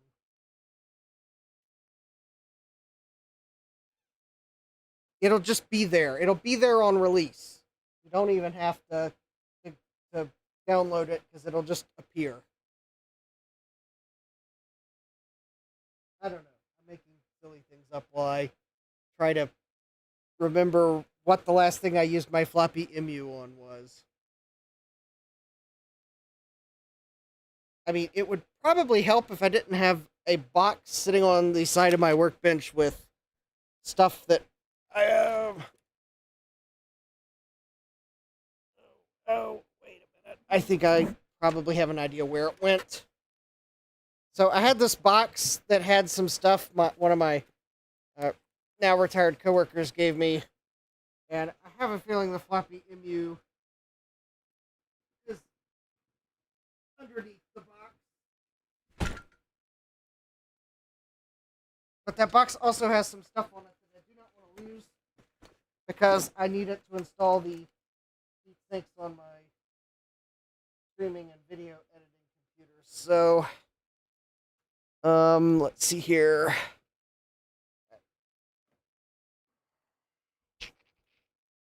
See, there's floppy disks, a floppy drive. That's an optical drive. Where do I collect all this stuff from? It just appears.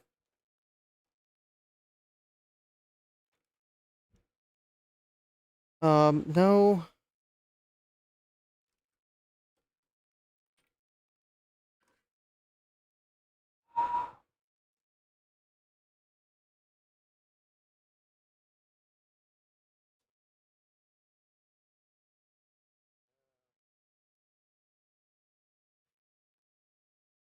Actually, I have a feeling I was asleep when I put my floppy EMU away last time.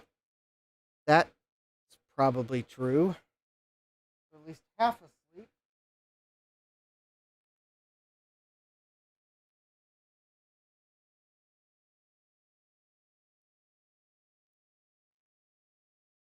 Okay, so I didn't need it for the SE because I already had the Accelerator software installed on the SE. See, the Mac before that I used was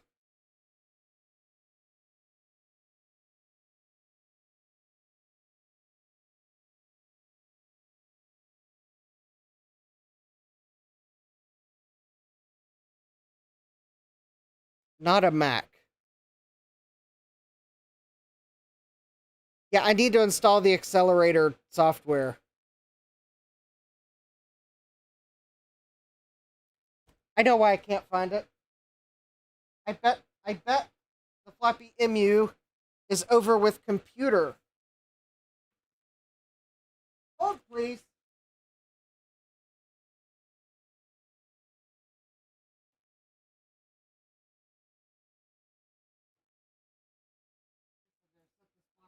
Somewhere where I can't knock it over while I'm over there.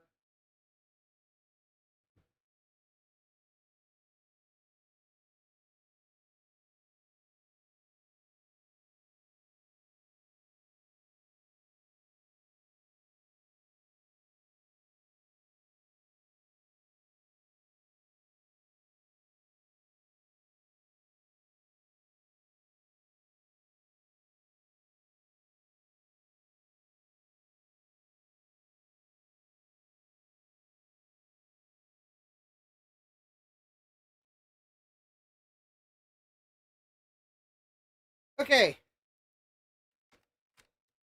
All right.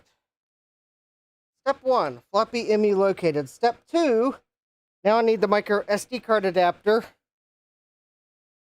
because The floppy emu is in Apple II mode.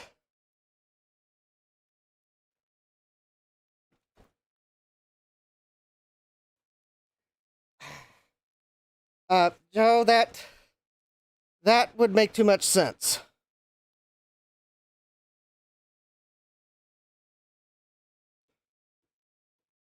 That would also require me to find my micro SD card adapter, so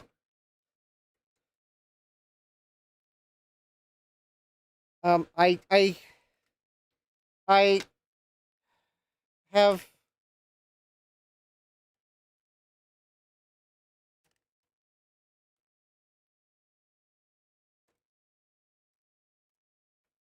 I guess in my quest for nostalgia, I don't like mounting multiple drive images because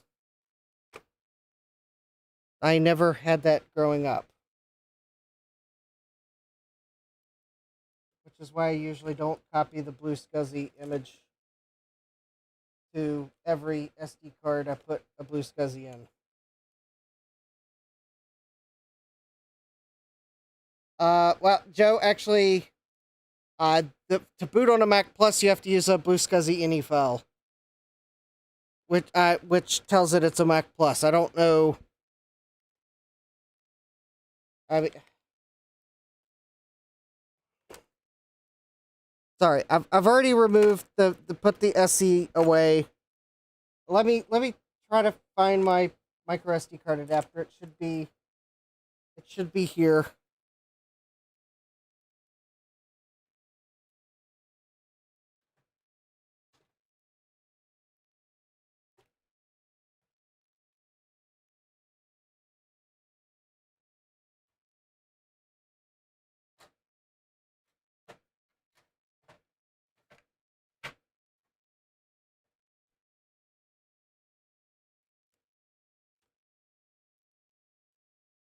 I mean, I might have to do that, but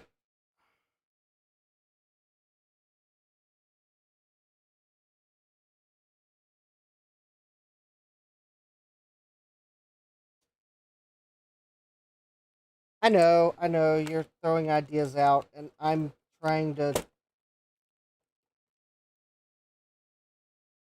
not accuse inanimate objects of growing legs while I'm not downstairs.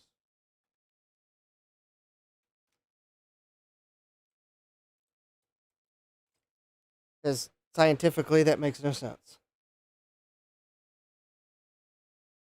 However, if I look at the correlation of things that seemingly get lost between streams, it does seem like the the numbers do indicate a trend of electronics growing legs while I'm not downstairs.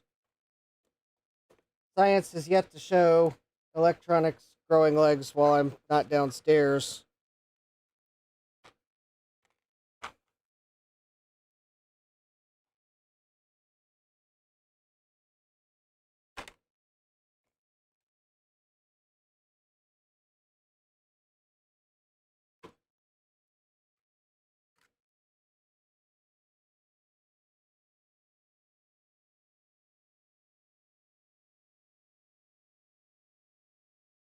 Wait, what was that YouTube video someone just published? That Windows 11 on DDR1. No, thank you.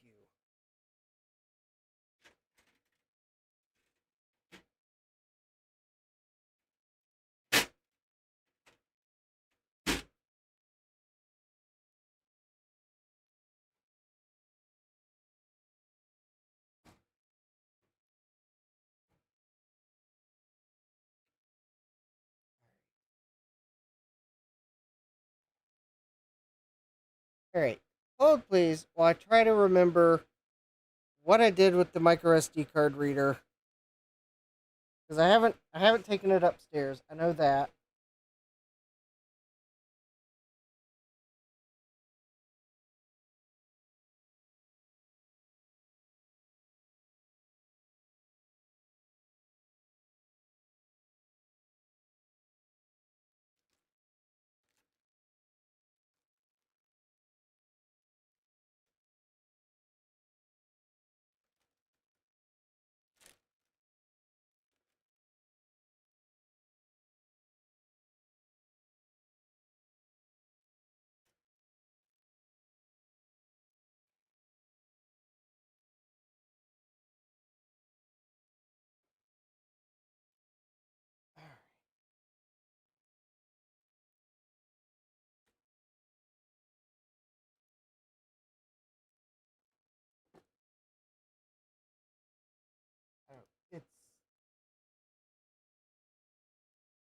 sorry, in order to load the software,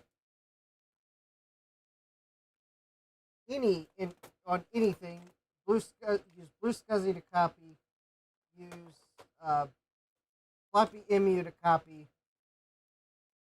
Either way, I gotta find my micro SD card adapter because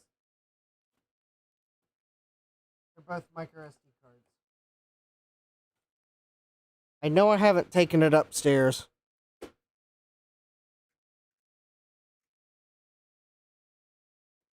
So it should theoretically still be on my workbench.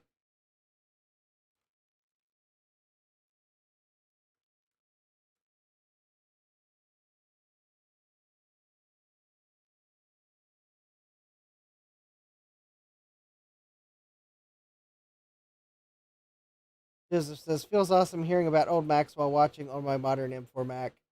David Starbucks says, I like to watch videos about modern Macs on my iMac G3. No, that doesn't work, lol. Yeah, I kind of wish the BlueSCSI app, you could just, like, copy it to another drive. Or maybe you can, and I just haven't bothered trying it. I don't know. It seems like it wants to live on the drive image that it comes on. Maybe that's a false assumption.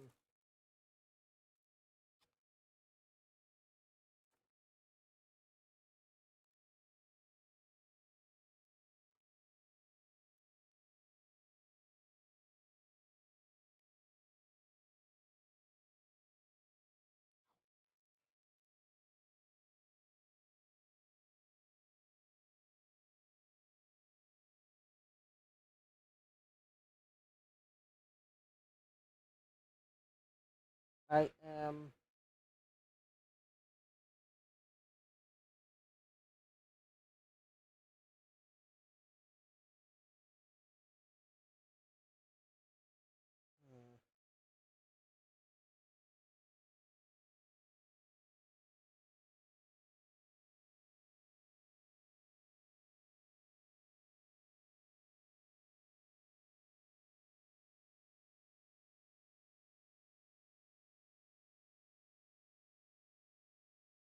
I seriously do not know what I've done to my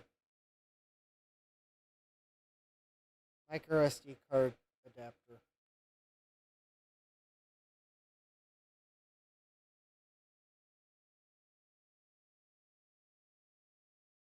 I wish the floppy emu supported multiple firmware images so like you could have just keep them all on the card and tell it which one to load.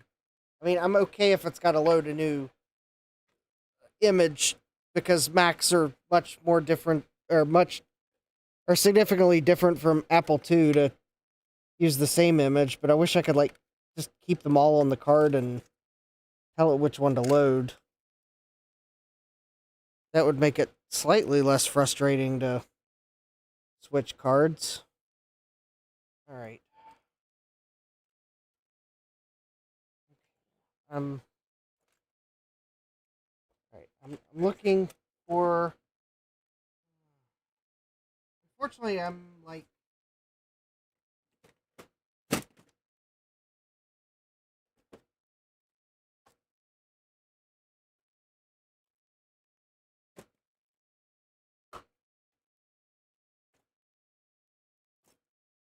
I know I haven't taken it upstairs since I last used it down here, but I'm like down to the point where I have like the one reader that was on my bench that I know where it is, and I think I've lost one in the house somewhere. And I know I had one that finally failed after I don't know how many years of use and abuse.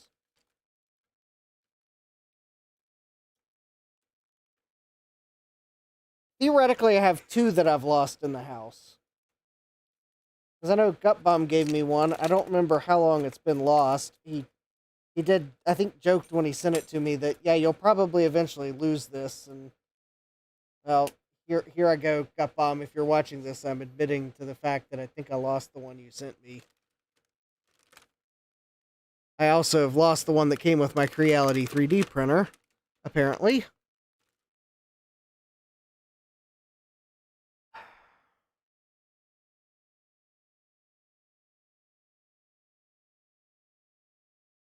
What did I do with it?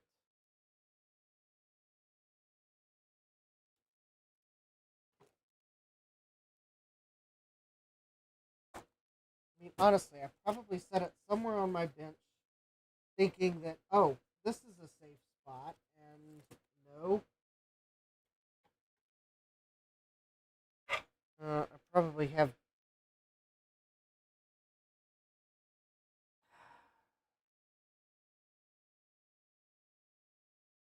Well, I know this might be a disappointing end of the stream, but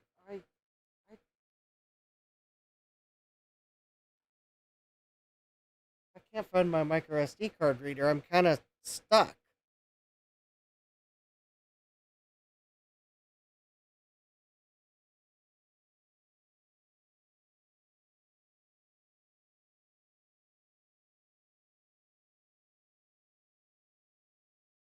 Because they removed SD from the M1 MacBook Air.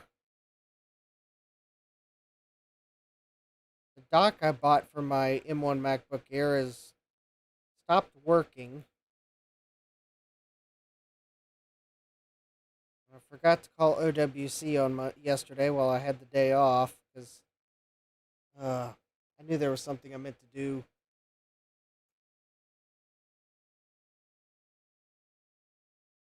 That was, well, yeah. Their support hours are like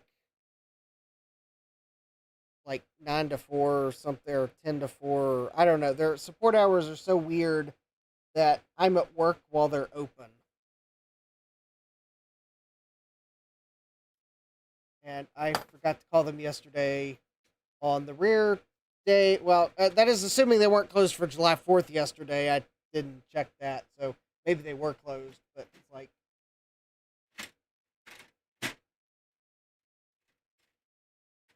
they removed the ability to email their support on their website, so I have to actually call them.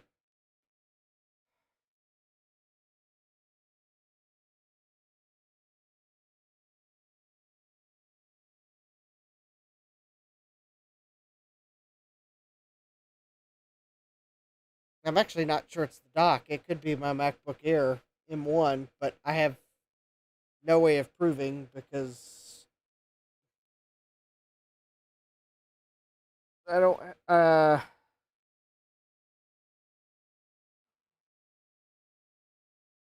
Unless my Lenovo Carbon M1 can connect to the OWC dock I bought. I don't know if it can or not. I'll have to check.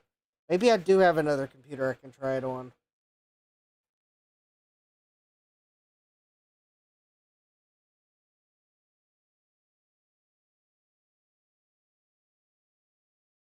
Well, I guess the one good thing is the MacBook Air M1 that I bought on eBay, the place where I buy the things I later regret. Well, it did include a 1 year warranty because it was eBay certified refurbished.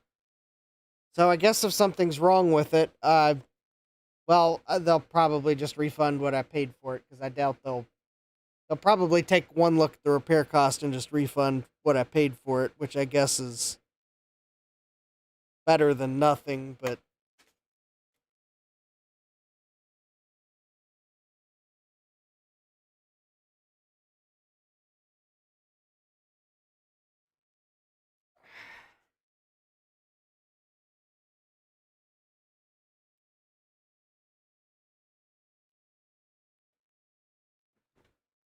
would then leave me with a really difficult to solve problem of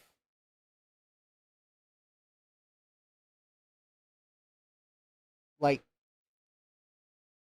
what do I put my data on after that, because I like have no other Macs that are new enough. I don't know.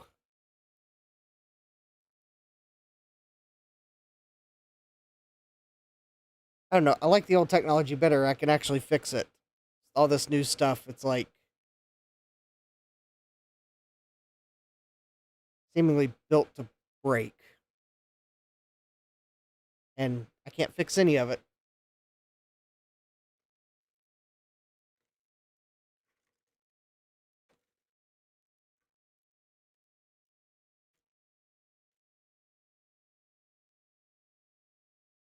In fact, yeah, it's the problem. I don't know if it's the dock or the Mac. And I don't know what I have done to my micro SD card reader.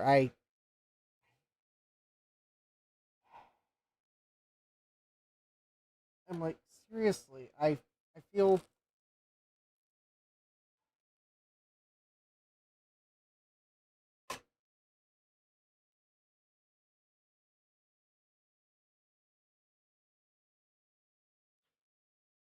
I'm like seriously aggravated with myself right now that I can't put a micro SD card reader back in the spot where it belongs on my bench.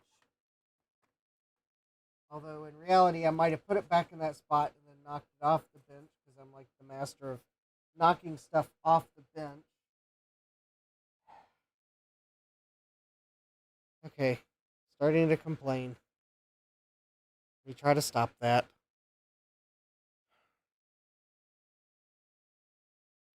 Seriously. Okay, what was the last thing I had the micro SD card out for?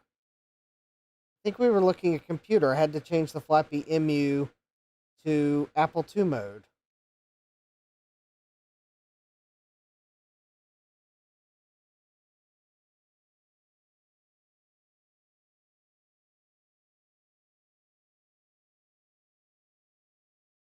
Okay, let me go check computer. Maybe the micro SD card reader setting on computer.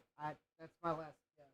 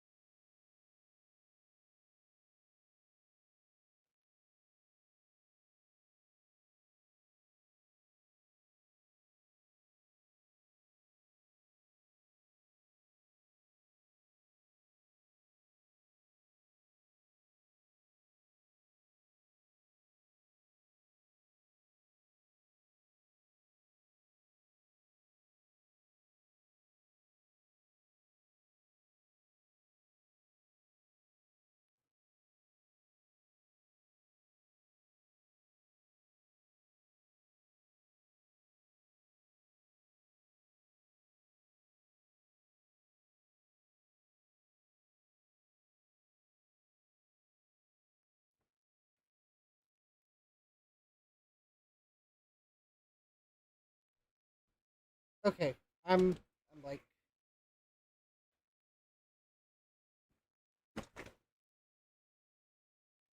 all right.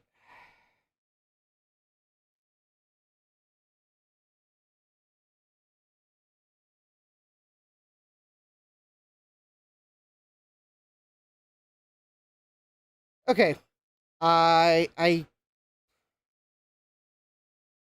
I don't know what I've done with my micro SD card reader. It's like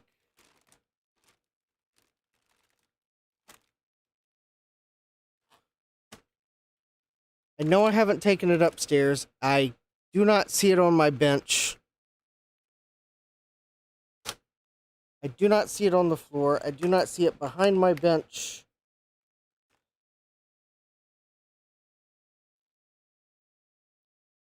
I do not see it on my bench.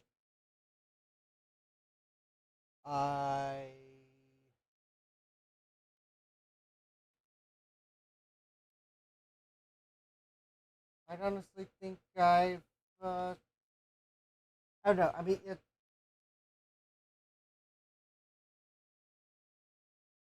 oh, hi, Mike. Welcome. All right. I'm stuck. I have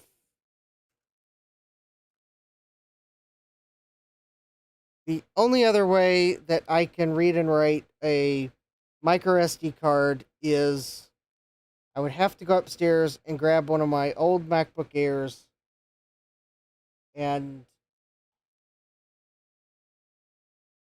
if I go all the way upstairs, I'm not going to want to come back downstairs, quite honestly. And actually, I'm not sure if um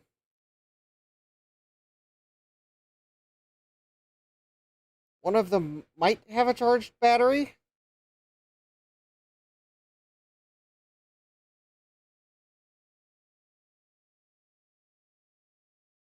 Or David Starbucks says, Thomas says, this is a Dr. Seuss riddle. David Starbucks says, or Monty Python, what is your quest? I seek my micro SD card reader. I mean, theoretically, it's on my workbench. I do not know where it's gone. I, I, I'm going to have to probably order another one, which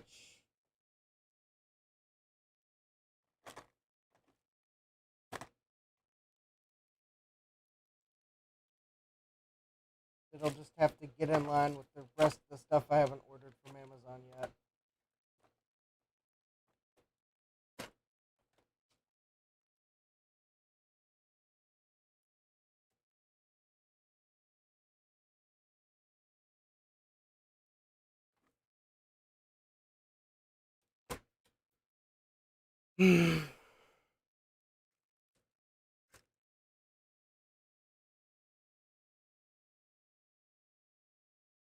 Well, I guess we're going to have a part three because I'm like,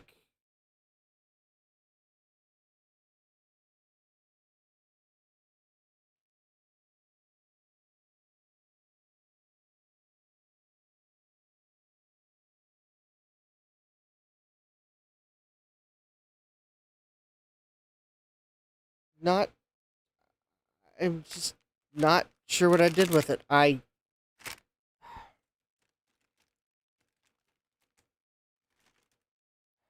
ridiculous. I know it's got to be on my bench somewhere.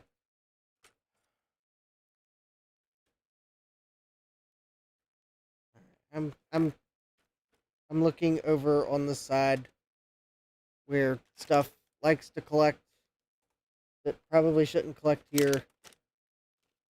Let me make sure it's not amongst the stuff. No. Alright, I'm like, am I sure I didn't put it in a drawer?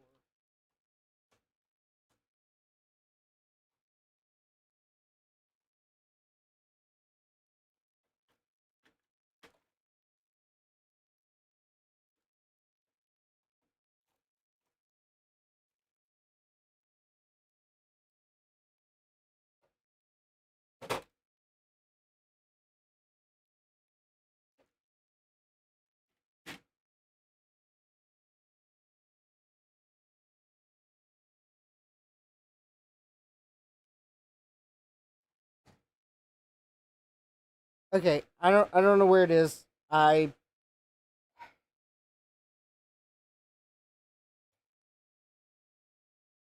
David Starbucks says,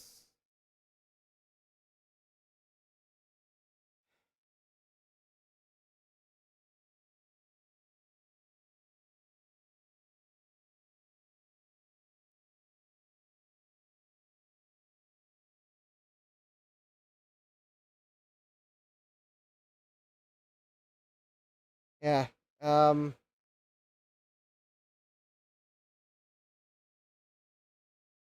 Thomas Armstrong says, order another, put it down with the other three like me. Uh, David Starbucks says this with all the lost 10mm sockets. Thomas Armstrong says, as soon as you click buy it on, yeah, I'll lose it as soon as I click buy it now on Amazon. Probably not that soon, but David Starbucks says, yes, the magic words to get it to appear is buy now. Um, yeah, it looks like I'm going to have to order another one. I'm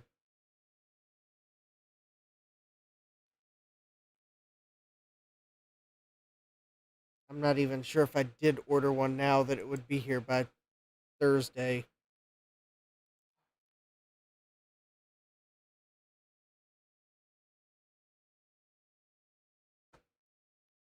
Okay. Let me see.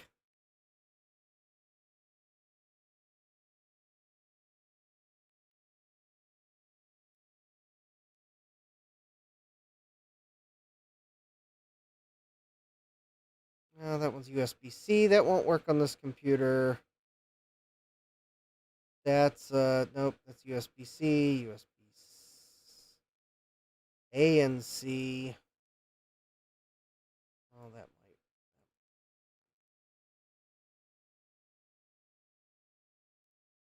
might. It's USB-C.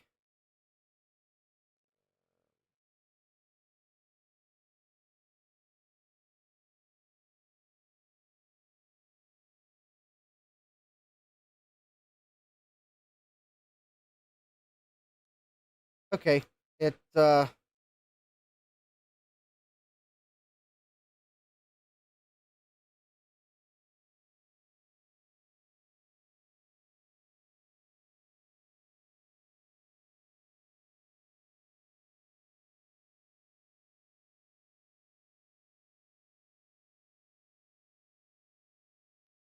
we go. Here's one Anchor.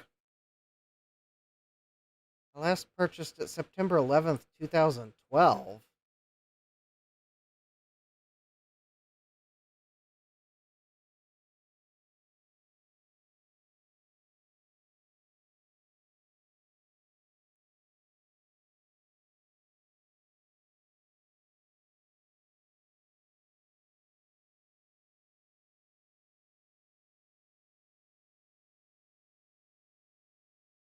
Maybe I don't want to order this one because I'm trying to think what happened to it.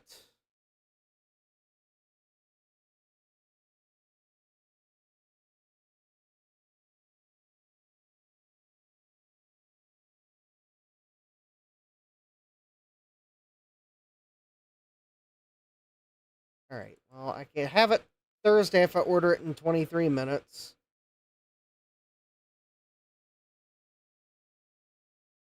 I can get this Acer one that'll plug into Type C or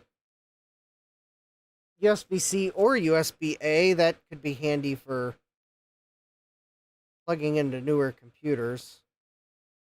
It's $9.99. I've never ordered it before.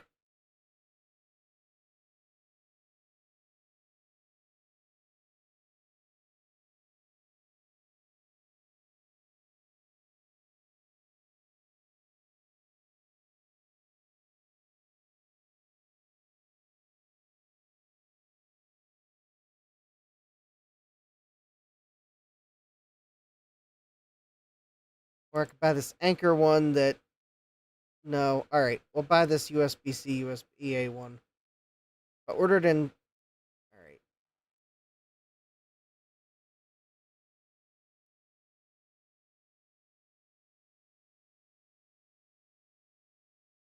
Okay. Need to check out.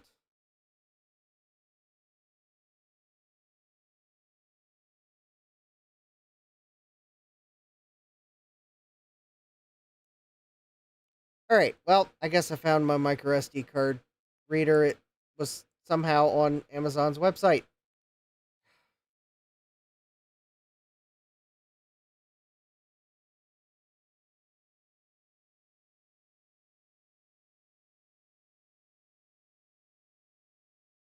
Um, I do not have 2 hour and 4 hour Amazon delivery. I don't have next day Amazon delivery. The best I have, well, okay, there have been a few things where I have seen next day Amazon delivery,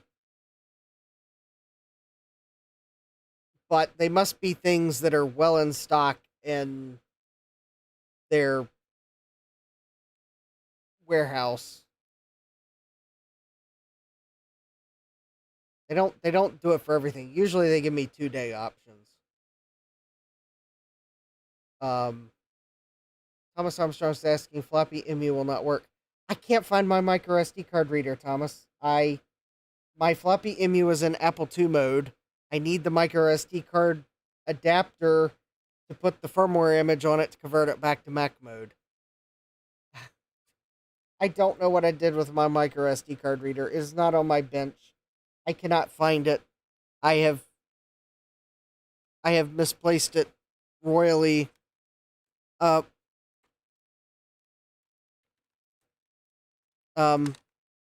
just found it.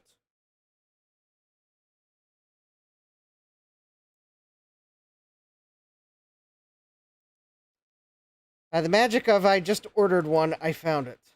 All right, well.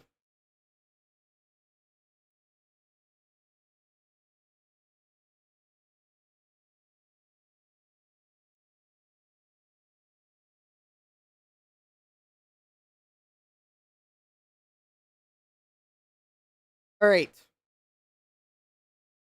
Yeah, 2012. I don't remember what happened to that reader I bought in 2012. I really don't. Okay, so I just found my micro SD card reader, the one that was lost and I could not find. It apparently wanted me to order one from Amazon before it showed up. I mean, naturally.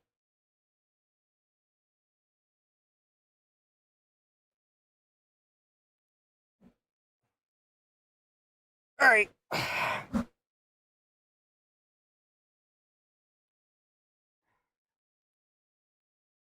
I am...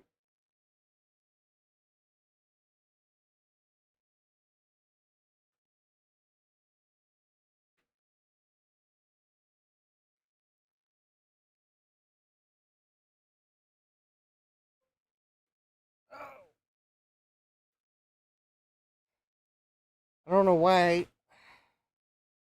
everything is just. I don't know. Seemingly, this is not my week. Okay.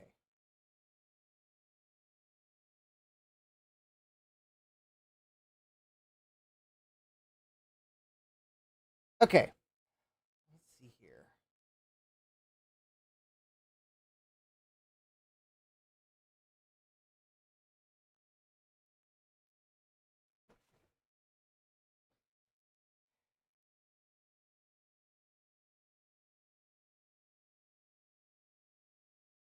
All right. So let me.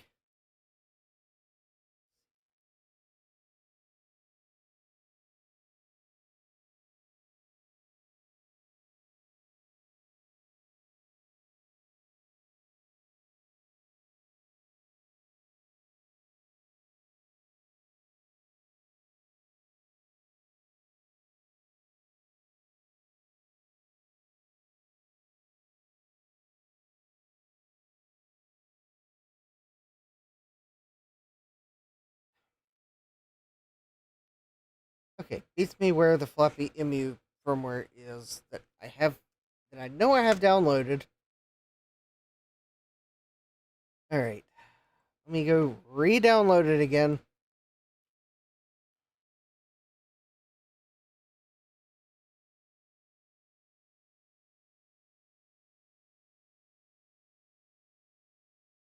All right.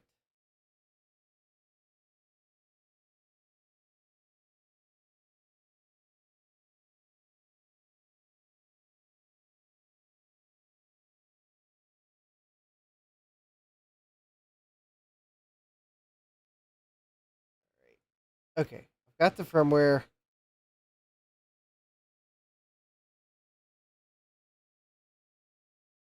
Copy the firmware image to the micro SD card.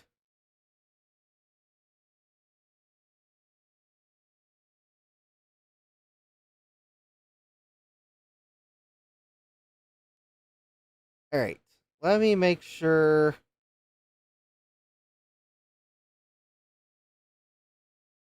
Okay, I'm pretty sure I have the drivers for this accelerator.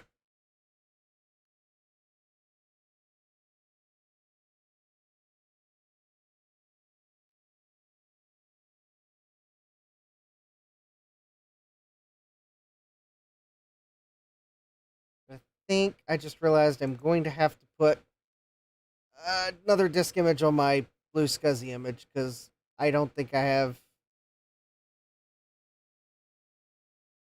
I don't know that.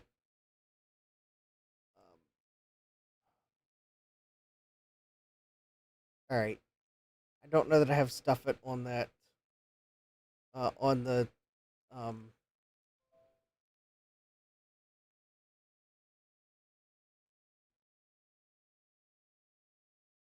I don't know if that Mac Pack has stuff it.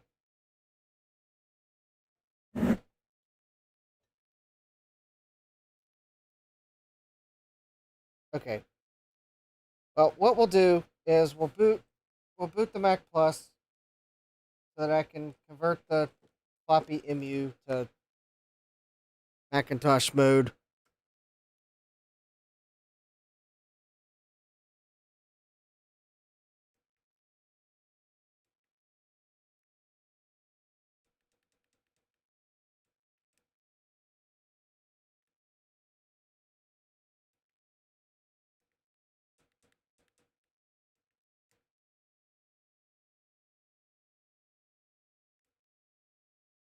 All right. Got a power cycle. I forgot to hold the buttons down on boot. There we go.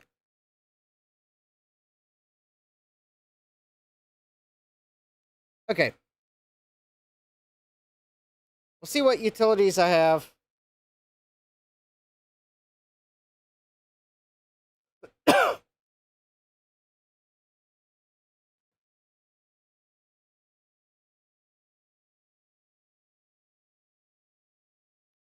Socket wrench is beginning to wonder if things like that should be put on a tether so it can't wander off. I might have to. Thomas says, I have an old Rocketfish do everything card adapter. Well, I lose all the adapters. The only adapter where I knew where it was is the compact flash card adapter because it stays in one place. I apparently can't keep track of micro SD card adapters.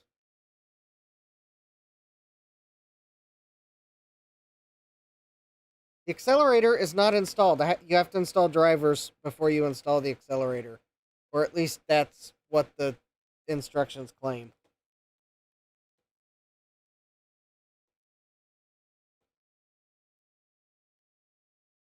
All right.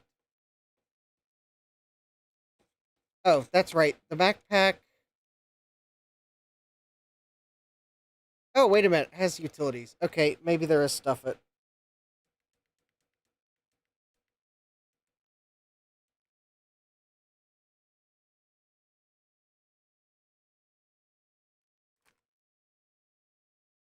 Oh, we do have stuff it. Okay.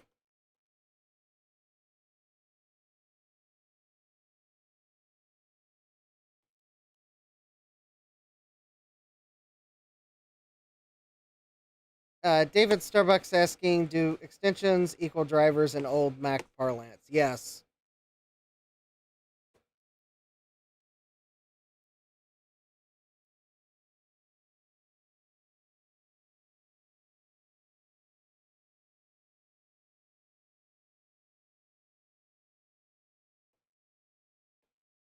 Oh, that's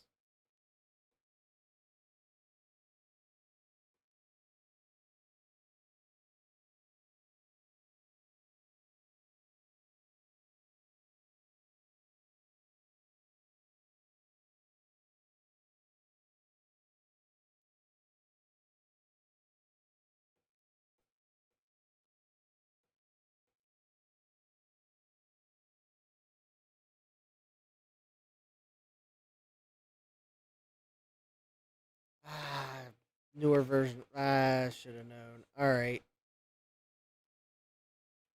Newer version of Stuff It. Of course.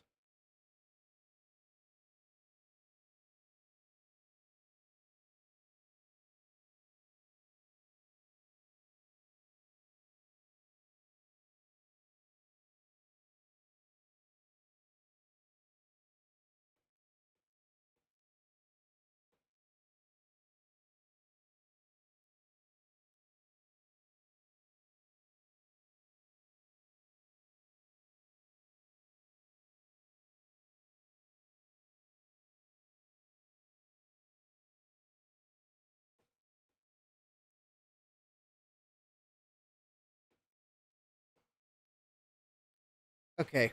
Um.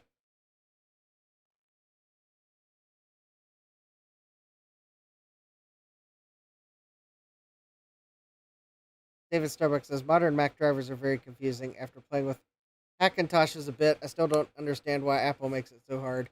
Jack says because security. David Starbucks says, I guess we, the unanointed, aren't supposed to play with them. Jack says, things have gotten more and more locked down over the history of Mac OS X. Yes.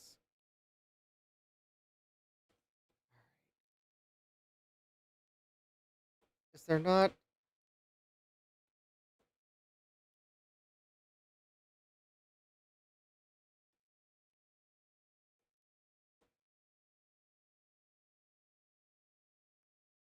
Oh, there we go. Stuff and expander. That's what I need right there. Okay.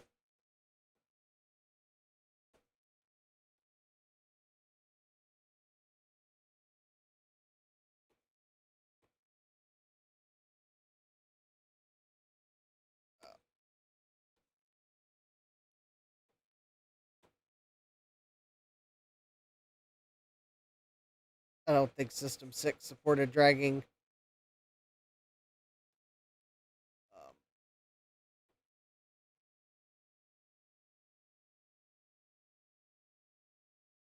dragging a file on top of another file to install it. There we go.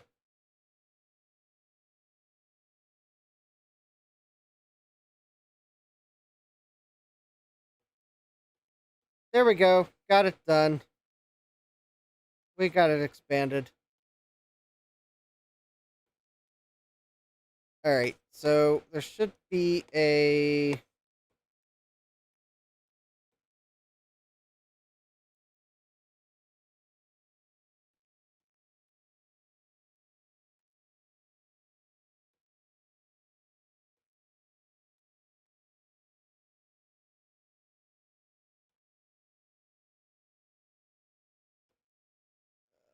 Oh, hold on.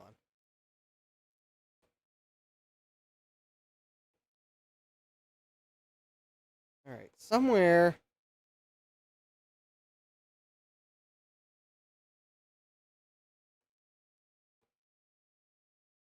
There it is. Okay. Performer README.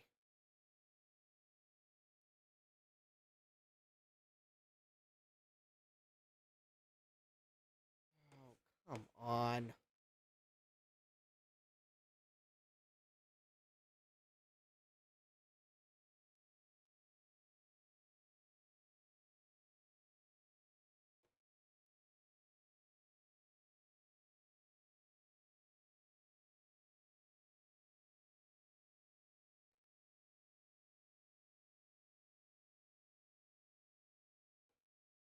No, Office is not what I want. Coding Creative Database.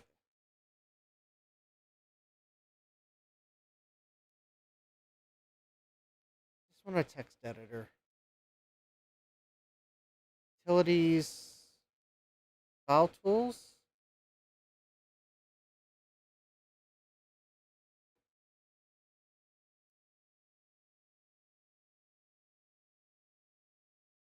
There. Text PDF.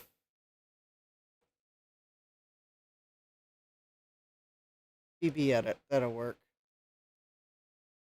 I think.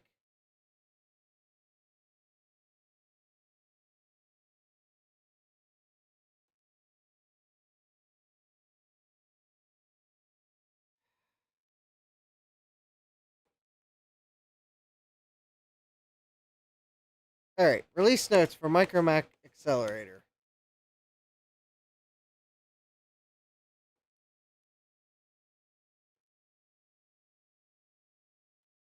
Can we just wrap the text? Thank you. I'd like to be able to read it. I don't really care how you wrap it. Just wrap it. Alright.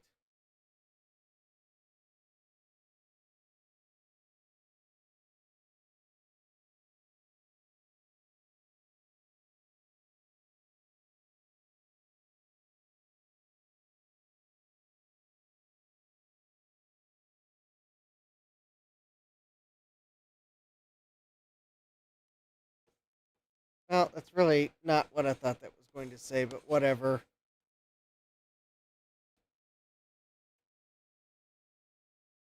No, I don't want you to save it. You didn't really do a good job of word wrapping it anyways. Alright.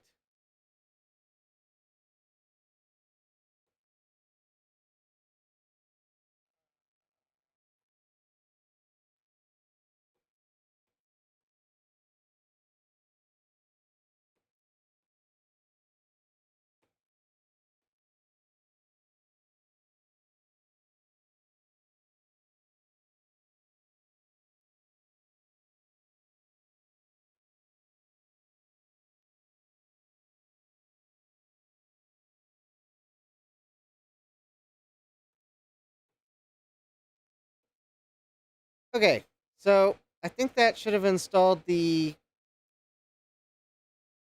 drivers, so let's restart and we'll make sure the Mac starts. Jack's asking, what do we think the minimum age for retro is? 26 years, less? I don't know. I really don't know.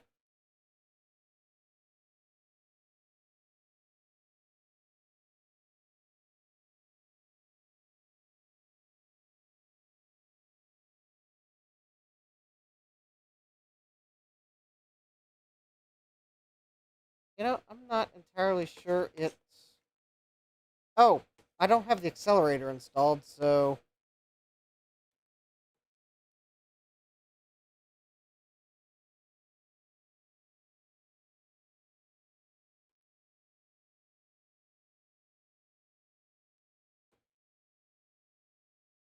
Oh, I bet that wasn't for system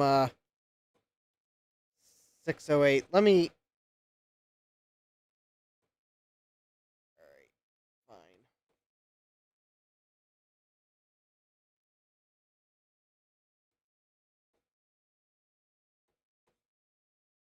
I bet there's a different driver for system 6. Okay. System picker.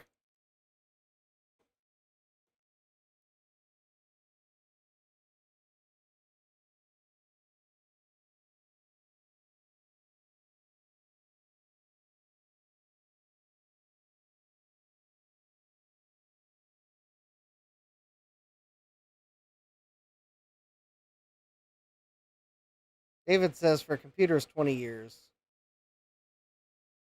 2006 PC is definitely retro.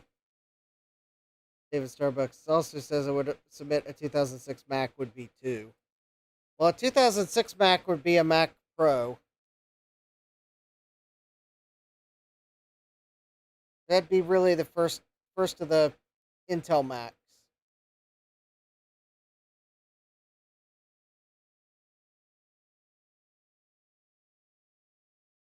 I'm not sure I would agree with Intel Macs being retro just yet. Even if I do have a Mac Pro 1,1 that is in good shape.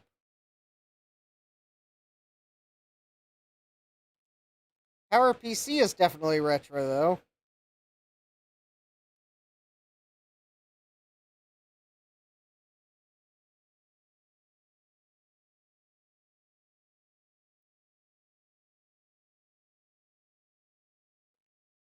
If anyone wonders why in the world I restarted into 701 and then drug those into the 701 folder so that the Finder would do the work for me as to where those needed to go. All right, so let's make sure 701 still boots. It should load without the accelerator, and then we'll see if I can't install the accelerator real quick.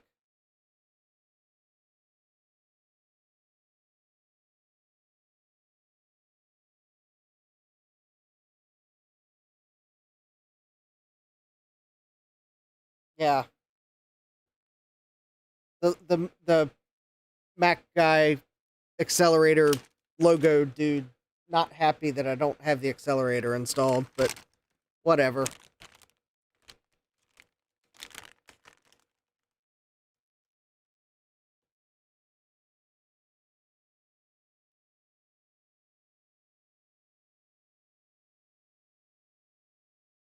All right. Here we go.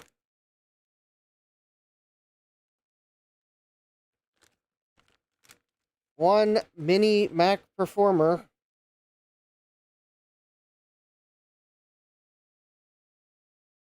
I am going to presume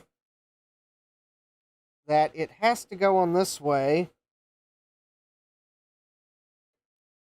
because otherwise it would interfere with the Sims.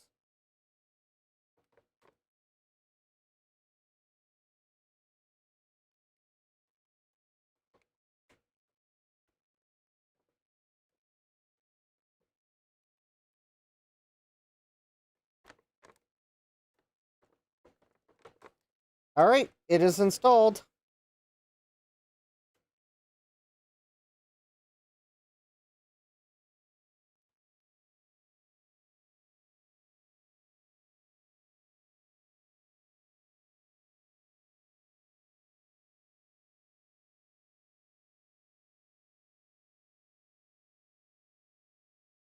All right, it be getting exciting time. It's my eBay 68030, my UT Source 68882.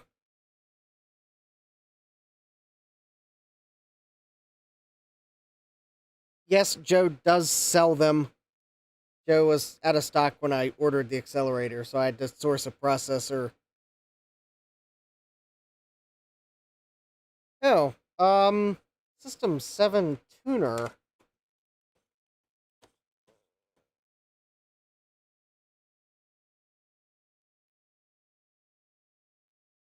I will admit the Mac Pack has extensions in it that I would have probably not installed, but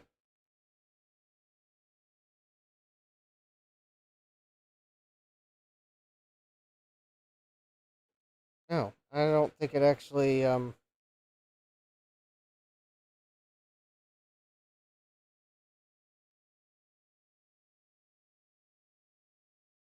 There we go.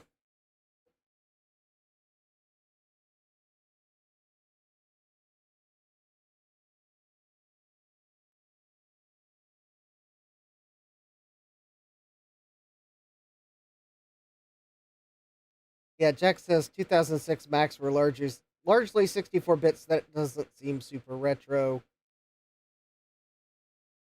David Starbucks says my Windows XP machine is 64-bit. I feel it's a retro machine. Maybe it's Windows XP making it feel that way. I would agree, yes. Oh, that was Jack saying maybe it's Windows XP making it feel that way. David Starbucks says, well, yes, lol. Jack says, those machines could probably run Windows 7 right. Your systems. Oh, yeah. Jack saying, my System 7 isn't very in tune. Yeah. All right, well, let's go.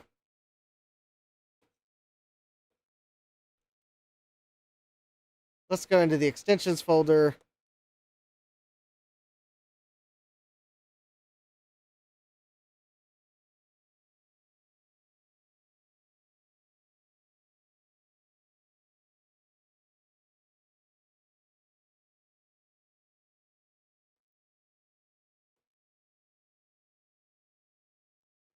And let's just do that.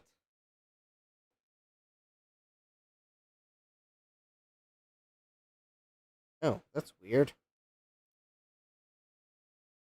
Oh, and it just rebooted.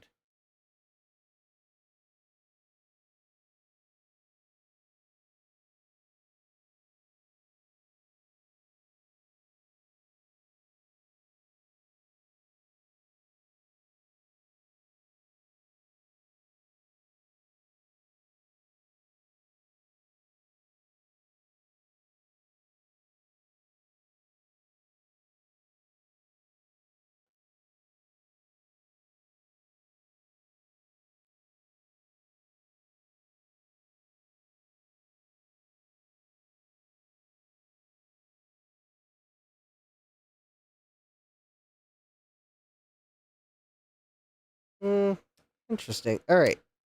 It So trying to remove the offending extension. All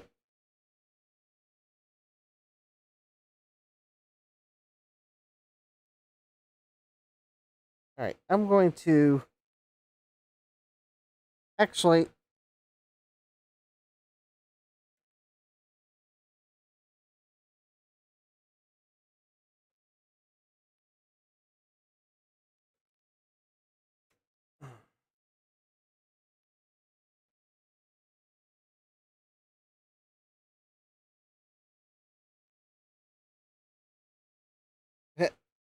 All right. Some other chatter about versions of Windows, including a mention of a version of Windows that I am not even going to acknowledge.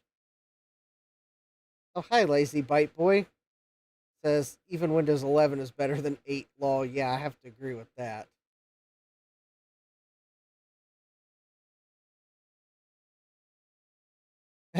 David Starbucks says, come to think of it, I only had Vista on a laptop long enough to download and burn a DVD to install Ubuntu. Probably best use for Windows Vista ever. I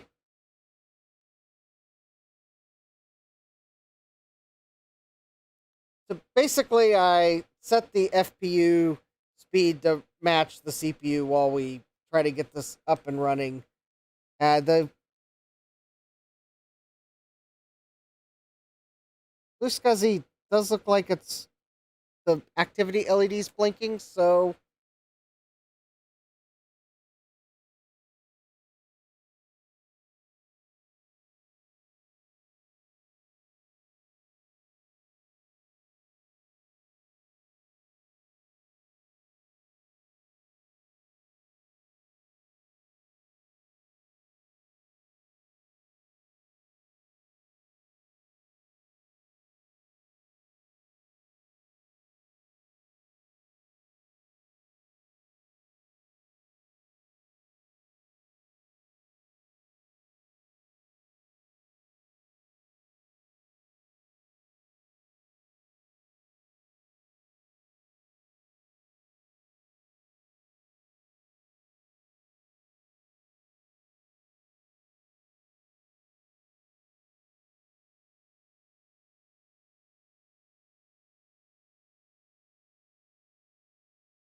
I am not convinced it's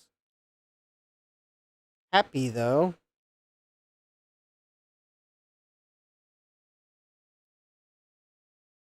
Oh, that was the interrupt switch, I believe. That's the restart switch.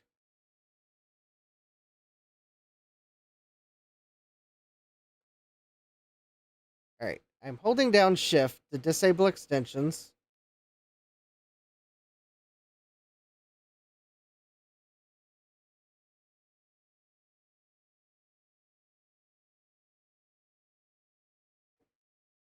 I think my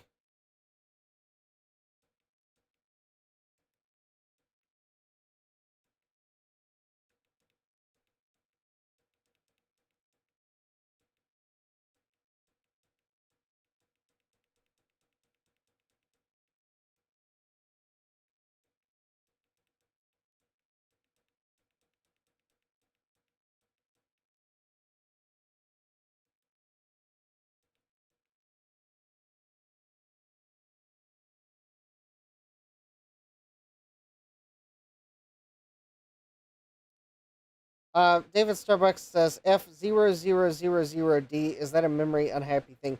No, that was probably a. You hit the interrupt switch and there's no debugger installed. Or go away SADMAT code. I meant to hit the reset button because for some reason it wasn't booting. So I'm booting into the Snooper emergency disk. I think the micro SD card in my Blue Scuzzy just up and died.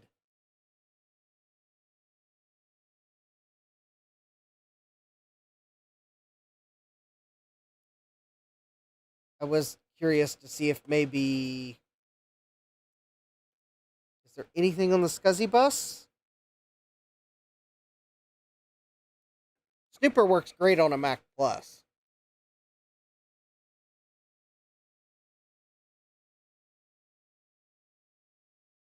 Okay. All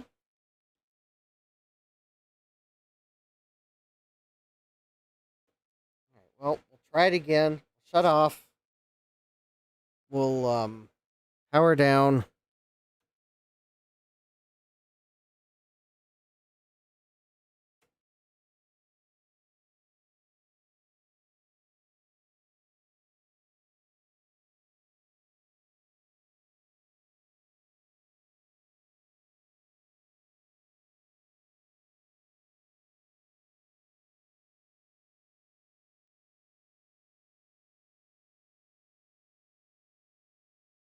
All right, let's see.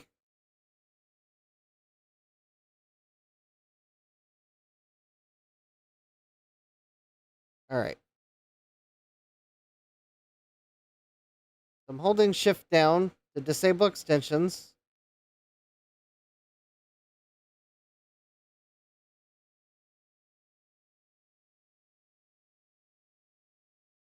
The blue SCSI activity LED is blinking.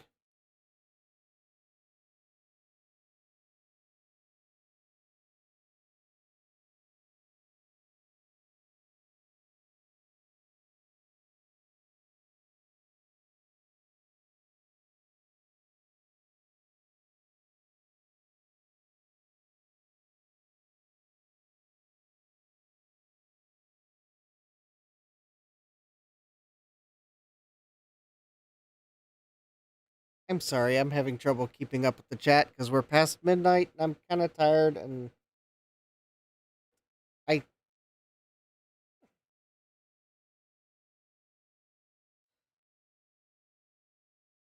think we're going to have to pick back up on Thursday because think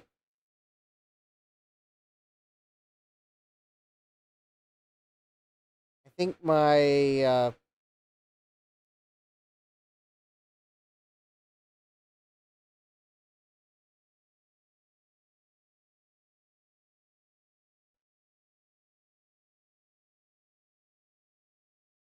think my blue SCSI image is corrupted because it's not.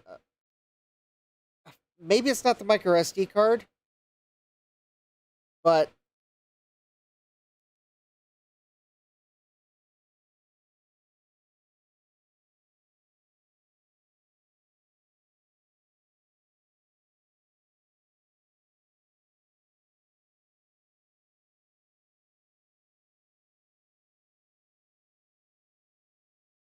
it's taking an awful long time to load. Oh, there we go.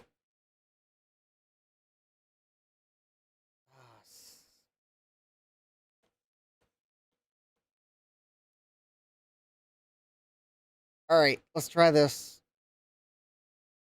I guess I didn't hold shift down long enough because I was wondering if it was even going to boot.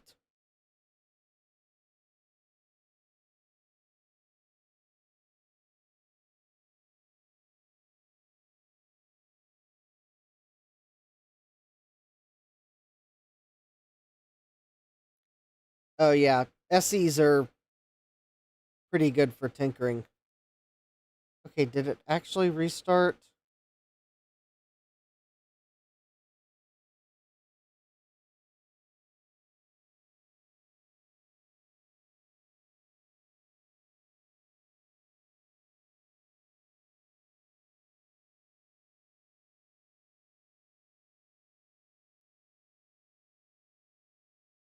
There, I actually hit the reset button. I don't think it actually restarted. There we go.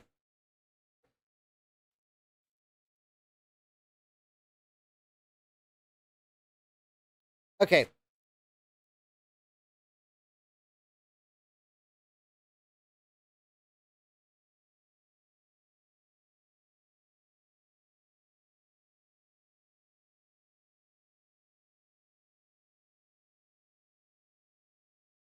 Let's see if we can get that System 7 tuner out of the extensions folder.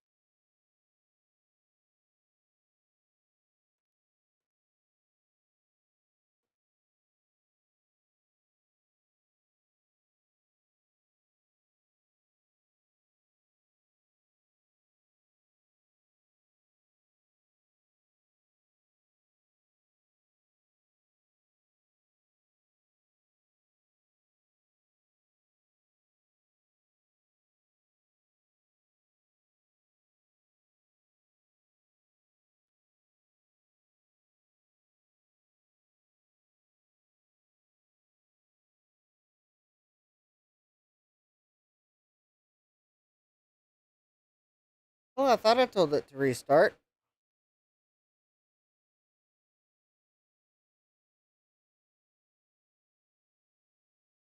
I'm thinking this board have a problem with restarting? Whatever. Okay, I'll manually press the restart button.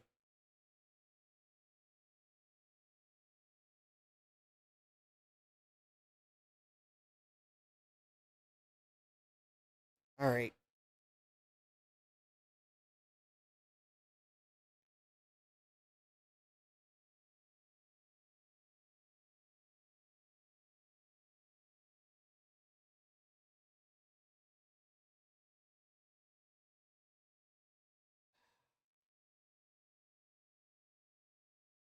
Sticky click. Oh, fine. All right. All right. I'm going to drag all of the extensions that look dubious into the trash.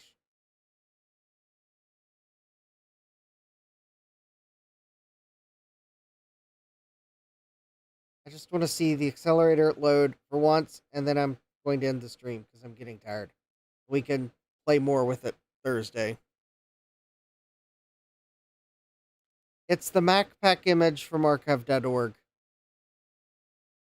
It's like preloaded with several systems and it's got extensions installed. And I have no idea what they pre installed in it, but apparently some of them don't like this accelerator card.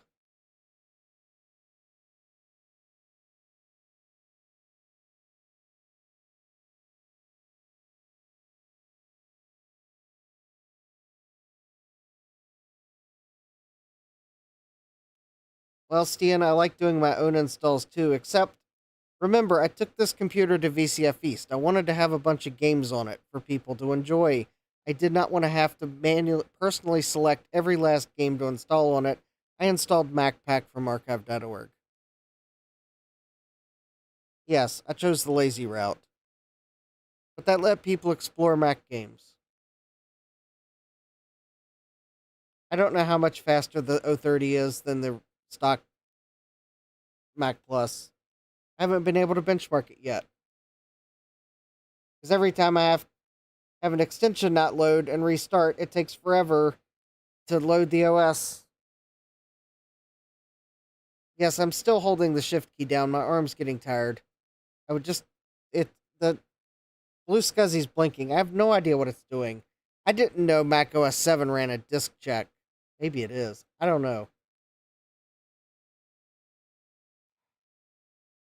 Yes, I could always run it as a secondary drive, but the thing is, every Mac I grew up with only had one drive. That's why you only usually ever see me start with one drive. I don't think anyone I knew growing up had two hard drives on a Mac. That would have been expensive.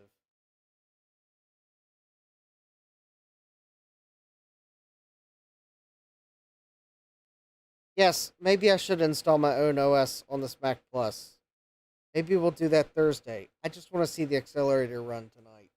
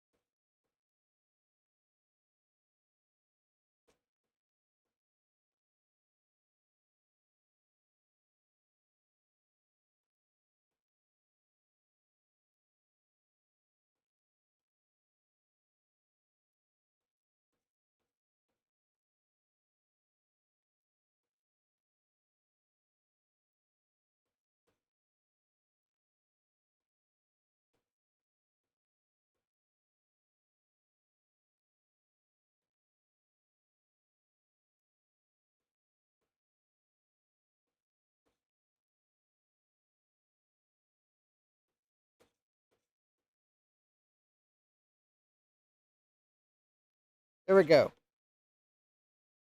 Extensions slimmed down. The only extension there now is the one that came with the accelerator. I'm also going to check for dubious control panels.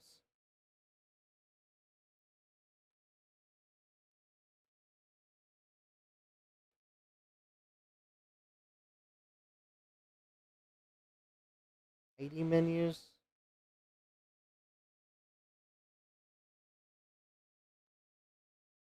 That does kind of look dubious.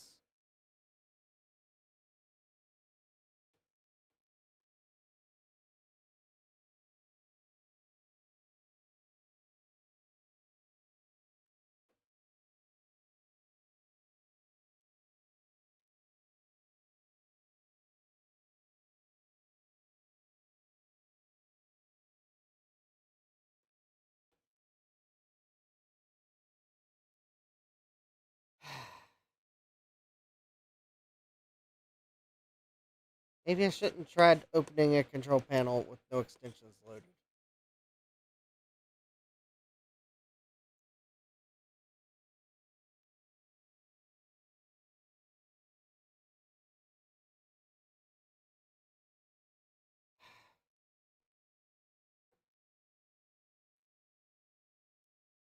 I don't want to deal with the extensions manager. I just want to get this thing working.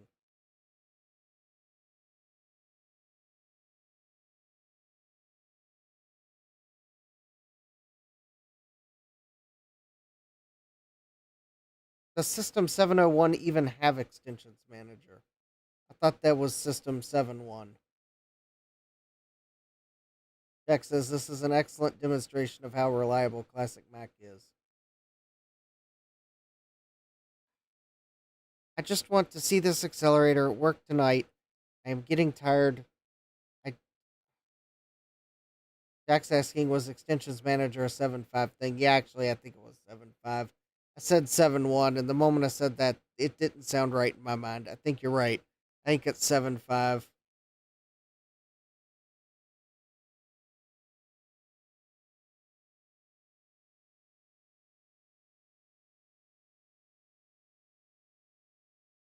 Kevin says yes, 7.5. Yeah, I'm only trying to run System 701. There is no extensions manager. Extensions manager is throw them in the trash. I believe that is correct, Jack. I don't think Apple developed extensions manager. I think it was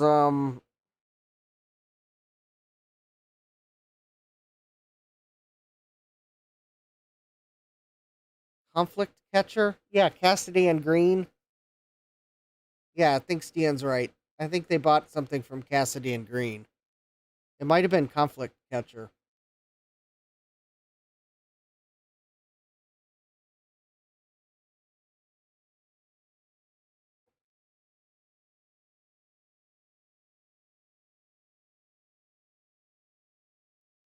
It's the same thing with Mode 32. Apple didn't develop it, but I think Connectix did, and then Apple licensed it from Connectix so that all Mac users could have it.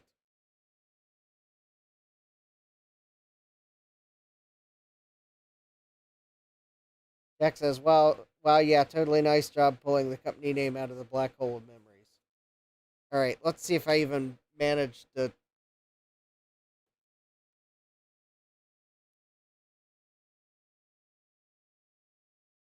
Oh, okay, well, I did manage to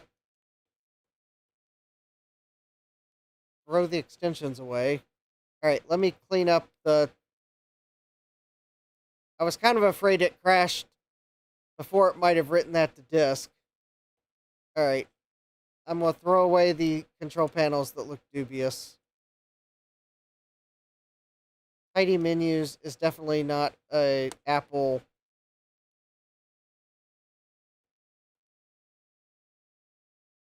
I think Windows Shade is. I'll let it slide. All right.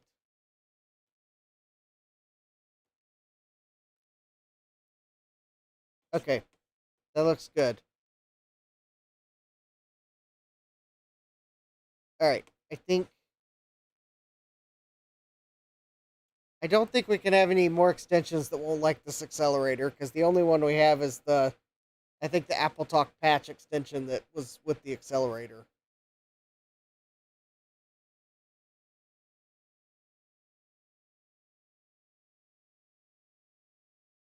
And seriously, it does appear as if this Mac is not restarting, so I may have to noodle the schematics because there might be a repair we need to do.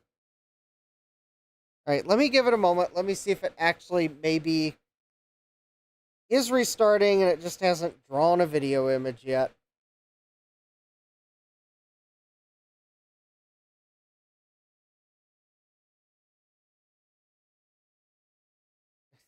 Jack says to get that working, you'll have to install Kinetic Speed Doubler.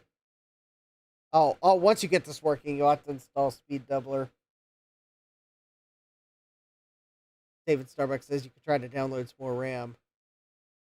Yeah, Stan says Windows Shade is another one that Apple bought from someone. Jack says that one was shareware, maybe.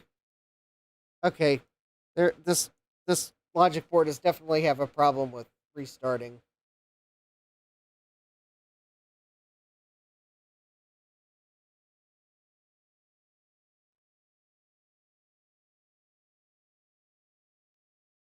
I don't know why.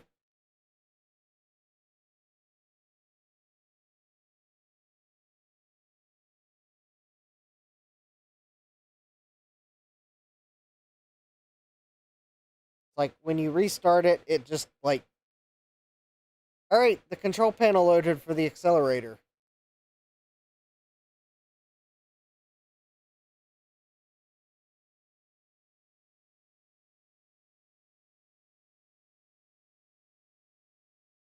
It definitely feels like it's drawing windows faster.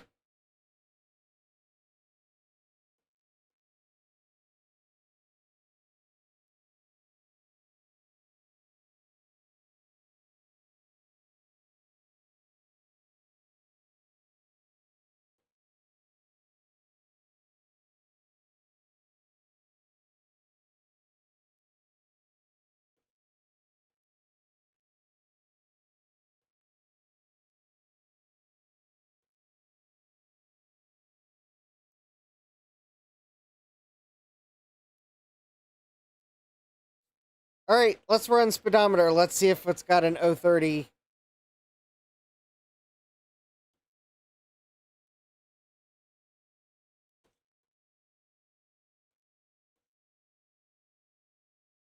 There we go. 68030, 68882 FPU.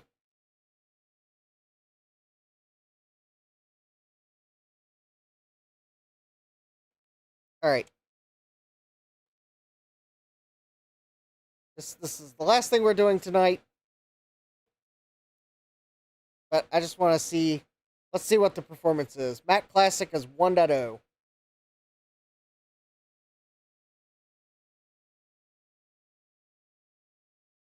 Jack says, oh yeah, we're reading those big catalogs. Remember Mac Warehouse and Mac Mall? Oh yeah, I remember those. Alright, still don't know why the machine won't restart, but hey, at least we got the accelerator running. No FPU crystal, we'll look at that Thursday.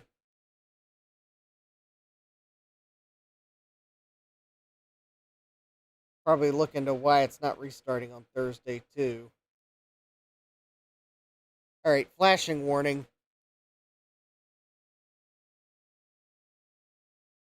This thing is such a speed demon, the graphics are going to be flashing a bit during the graphics tests. Actually, that may be the only graphics test since there's only one color. Or, I guess, monochrome, black and white.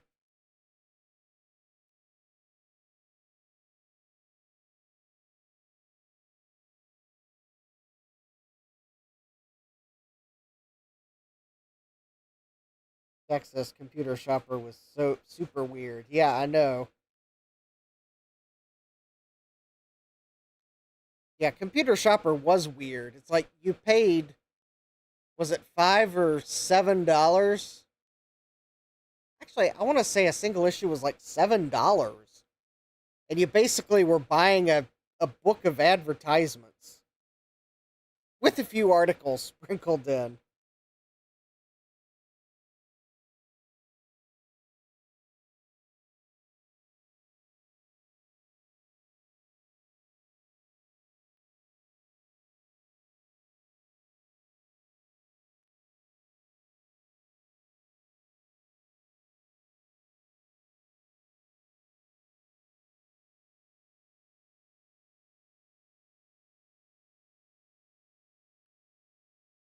David Starbuck says, oh, and if we go back further, Commodore 64 magazines were my jam. Yeah, typing in the programs.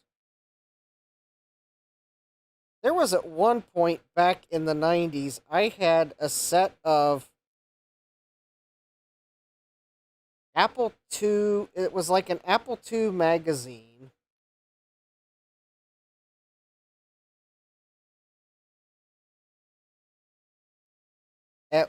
I seemingly remember that it was like there were like the complete set was 6 issues or something. Although it's possible it was like maybe a smaller magazine that got bundled into like 6 volumes for the complete collection. I cannot remember what it's called. I can't remember what it was called, and I have not seen anything archived that looks like what I remember it being. So if anyone can identify that magazine from my very vague description, you'll win a prize of a free pat on the back, delivered to yourself at whatever point in time where you need a pat on the back. Yeah, it was like an Apple II magazine.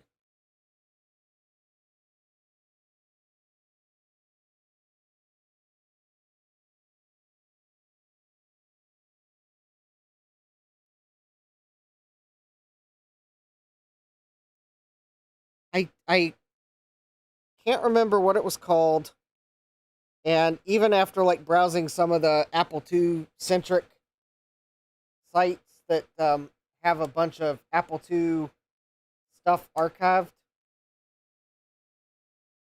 I I have not seen anything that looks like it.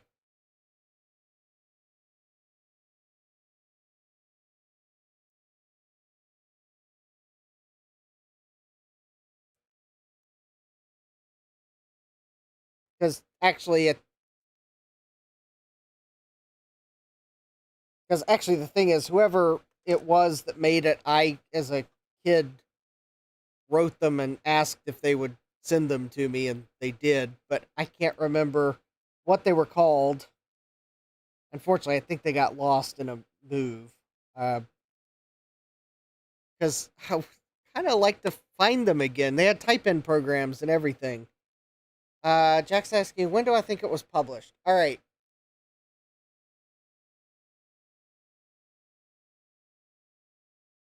I'm gonna say sometime in the time of the like mid.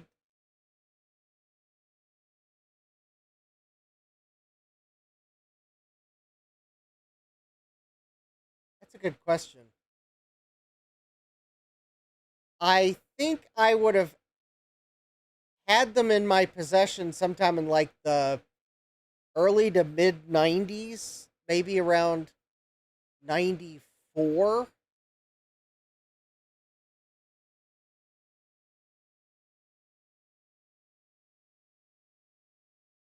So I'm kind of thinking maybe they were published in the 80s. I don't think it was Nibble magazine. I do remember the whatever these volumes were, they were probably about somewhere between 1 to 200 pages each, black and white. I remember the type-in programs were like really small, hard to read. Here's our benchmarks. For however the benchmarks in speedometer can be trusted, there's the FPU benchmarks. Here's our other benchmarks, and there you go. So we got it working. And with that, it's time to end the stream because it is like really late.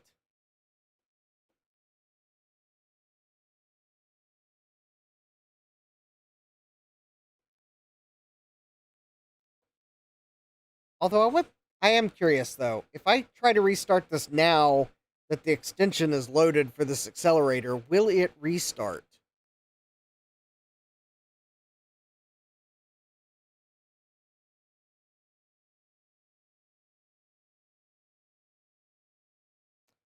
Maybe the restart issue was a side effect of not having the extension loaded?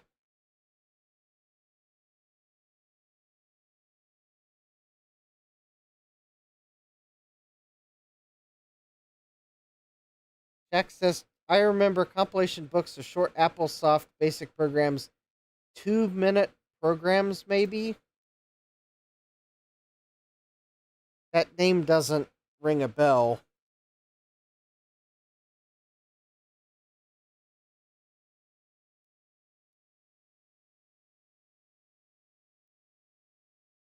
I don't think we're going to solve this problem before... Nope, that's not it. It's not 2-minute programs. Although that does look like a really cool book, but that is not the one I'm trying to identify.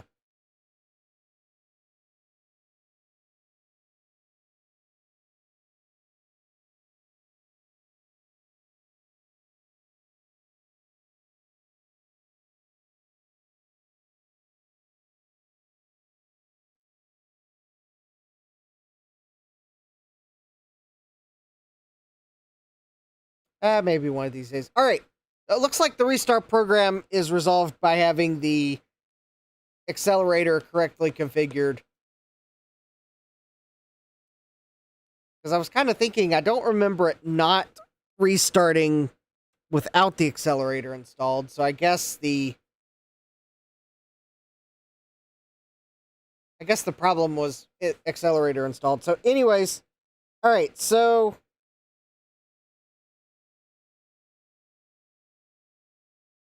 anyways, don't forget to smash that like button. Subscribe and turn on notifications if you'd like to know when I go live next. Thursday, we'll continue looking at this Mac Plus accelerator. We'll try to get an FPU oscillator installed on it. And,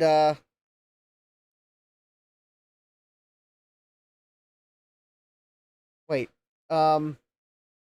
Jack says, I got a book that had you type in an entire 6502 assembler in hex digits in the Apple II monitor.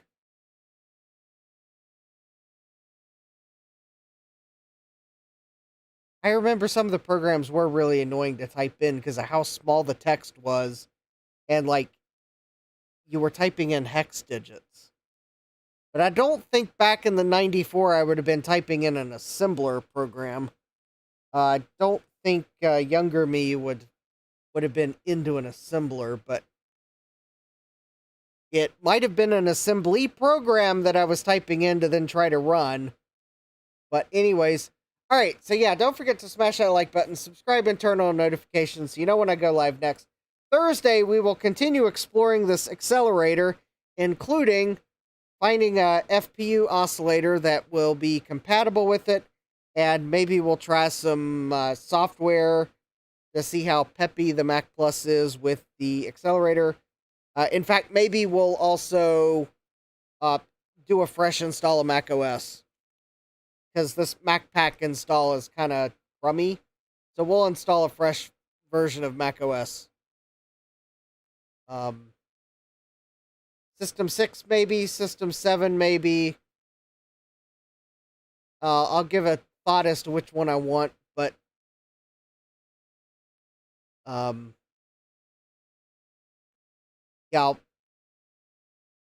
because I think the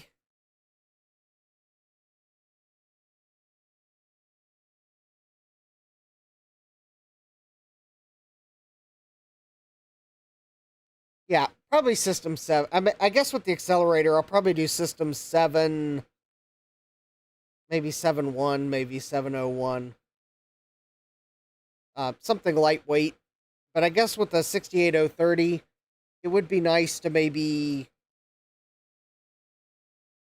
be able to run some things that you wouldn't normally be able to run on a Mac Plus, like maybe Mac TCP, or not Mac TCP, Open Transport. So probably System 7, but I'll give that a thought between now and then. So with that, yep. So I guess that's a good place to stop, that we did get the accelerator working. So, yeah. Hope to see you all here Thursday. And see here, I got my finger on the right button because I'm about to run the sleep program because I got to work tomorrow. With that, I hope you all have a great rest of your day. Take care and God bless. Computerized Start is brought to you by my awesome patrons on Patreon and by your tips and memberships on Ko-fi. These and other channel supporters make my live streams possible. You too can become a channel supporter with tiers starting at just $1. Don't forget to smash that like button. And if you've liked what you've seen, subscribe and turn on notifications so that you don't miss the next video or live stream. And as always, thank you for all your support. I hope to see you next time. And until then, take care.